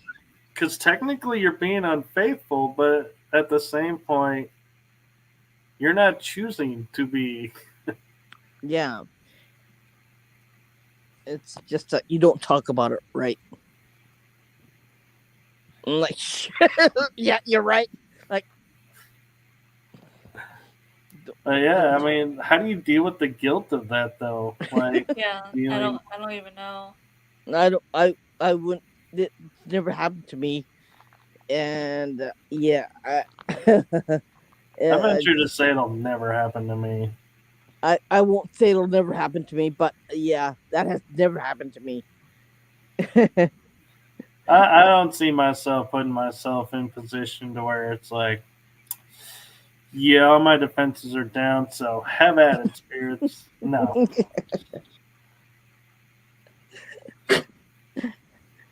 But And at the same token, though, I will never, ever send anyone as an investigator, experienced or not, into a space alone mm-mm, with a spirit that's known to do that.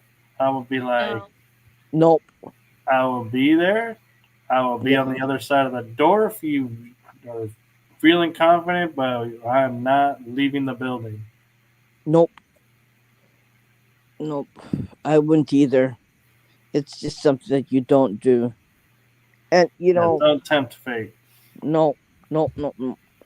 Like, the thing is that when you go in a certain situation where you know something's going to happen, like some untoward thing that happens, you always make, you can say, you can talk to me, I will ask questions, you can answer me, but you are not allowed to come in my space, right? My space is mine, and that's it. Yeah. That's what I usually say, and that's what I usually tell a person that, oh, I don't like the feeling. That's, well, you have to tell them that you don't give permission to come into your space. And a lot of investigators don't realize that you have to tell them that, right? And it's very Yeah. important to create your what's allowed and what's not allowed. And a lot of people will not do that. A lot of women will not do that. And I said, Yeah. hey, A lot of people try to get the evidence at too much cost and think it's okay as long as I get the evidence and can prove this or that, it's worth it. I'm like, no, I never ever put myself in harm's way to get an EVP or get yeah. shadow image or a door closing. I'm like, no, I How don't. how far is too far, right? Where do you call the limit, right? So the I am of the school of I will communicate with the spirit on location. Mm-hmm. Friendly conversation, just like we're having. Mm-hmm. I am not going to sit there and be like, start to agitate Mm-mm. something No. to, get reaction and be like, yeah, you know, here we go. I'm not an antagonizer. Mm-hmm. However, with that being said, if I feel like spirit is coming after me for something or Mm-hmm. trying to get something from me, I will stand my ground, and Yeah. that's Yeah. when things Yeah. get a Yeah. little interesting. Yeah. And I don't, like, sometimes I hear people say, come into my body, use my energy. I go, what the heck are you trying to do? Like, you I'm like, dumbass. Like, sometimes they'll say that, right? go, what? I was investigating with the team, and they would always say, "Use our energy," and I would go, theirs, not mine. You don't Yeah. have the rights to mine." No. And And I'd say, they'd all look at me like, "What?" I'm like, "Oh no, no, you are not giving permission no. of my energy No. to anything. That's what mine." that's why I can't stand like even these so-called TV programs saying, use my energy, like who I'm talking about, right? Yep. He'll say, use my energy, try and do something. I go, oh boy. You're like, and then paranormal investigators are trying to act the same way. Use my energy. I go, really? Like I'm saying, Yeah, and see the difference between me and what like that TV show that we're talking about is yeah, when I agitate, I'm the one that stands there and will take it on. I don't back up and go, "Okay, hey, you wanted to talk, here's your chance, go in there, they're ready for you." It's like, no. I'm like, I would never agitate something and No. then send somebody else in to take care of it. or come and get me, right? Like, Yeah. nah, we don't do that. Like, nope. I mean, and then people are trying to manipulate and trying to do the same thing and thinking they're gonna be Mr. Blah Blah on the investigation, and they said, okay, yeah, you asked for it, you're gonna get it, right? Anyways, guys, it is getting late, so we are gonna wrap it up. Yep. Michael, thank you so Yeah. much for joining us. You are Yeah. invited Thank you, back. Michael. Thank you. Thank you. Happy to come back and thank you for a fun and enjoyable Yeah, we'll evening. definitely pick up and talk more next time Yeah. you're on. So Yes. definitely get that And- scheduled sometime. But again, Yeah. thank you so much for joining us. Yeah. Yeah, Thank you, and- Michael. Because we're still 9 minutes till, we're still on the day. Happy Mother's Day to everyone. Yeah, Happy Mother's Day too. and thank you everyone for joining us, and Yes. we'll see you next time. Yeah. Bye. Bye. Bye.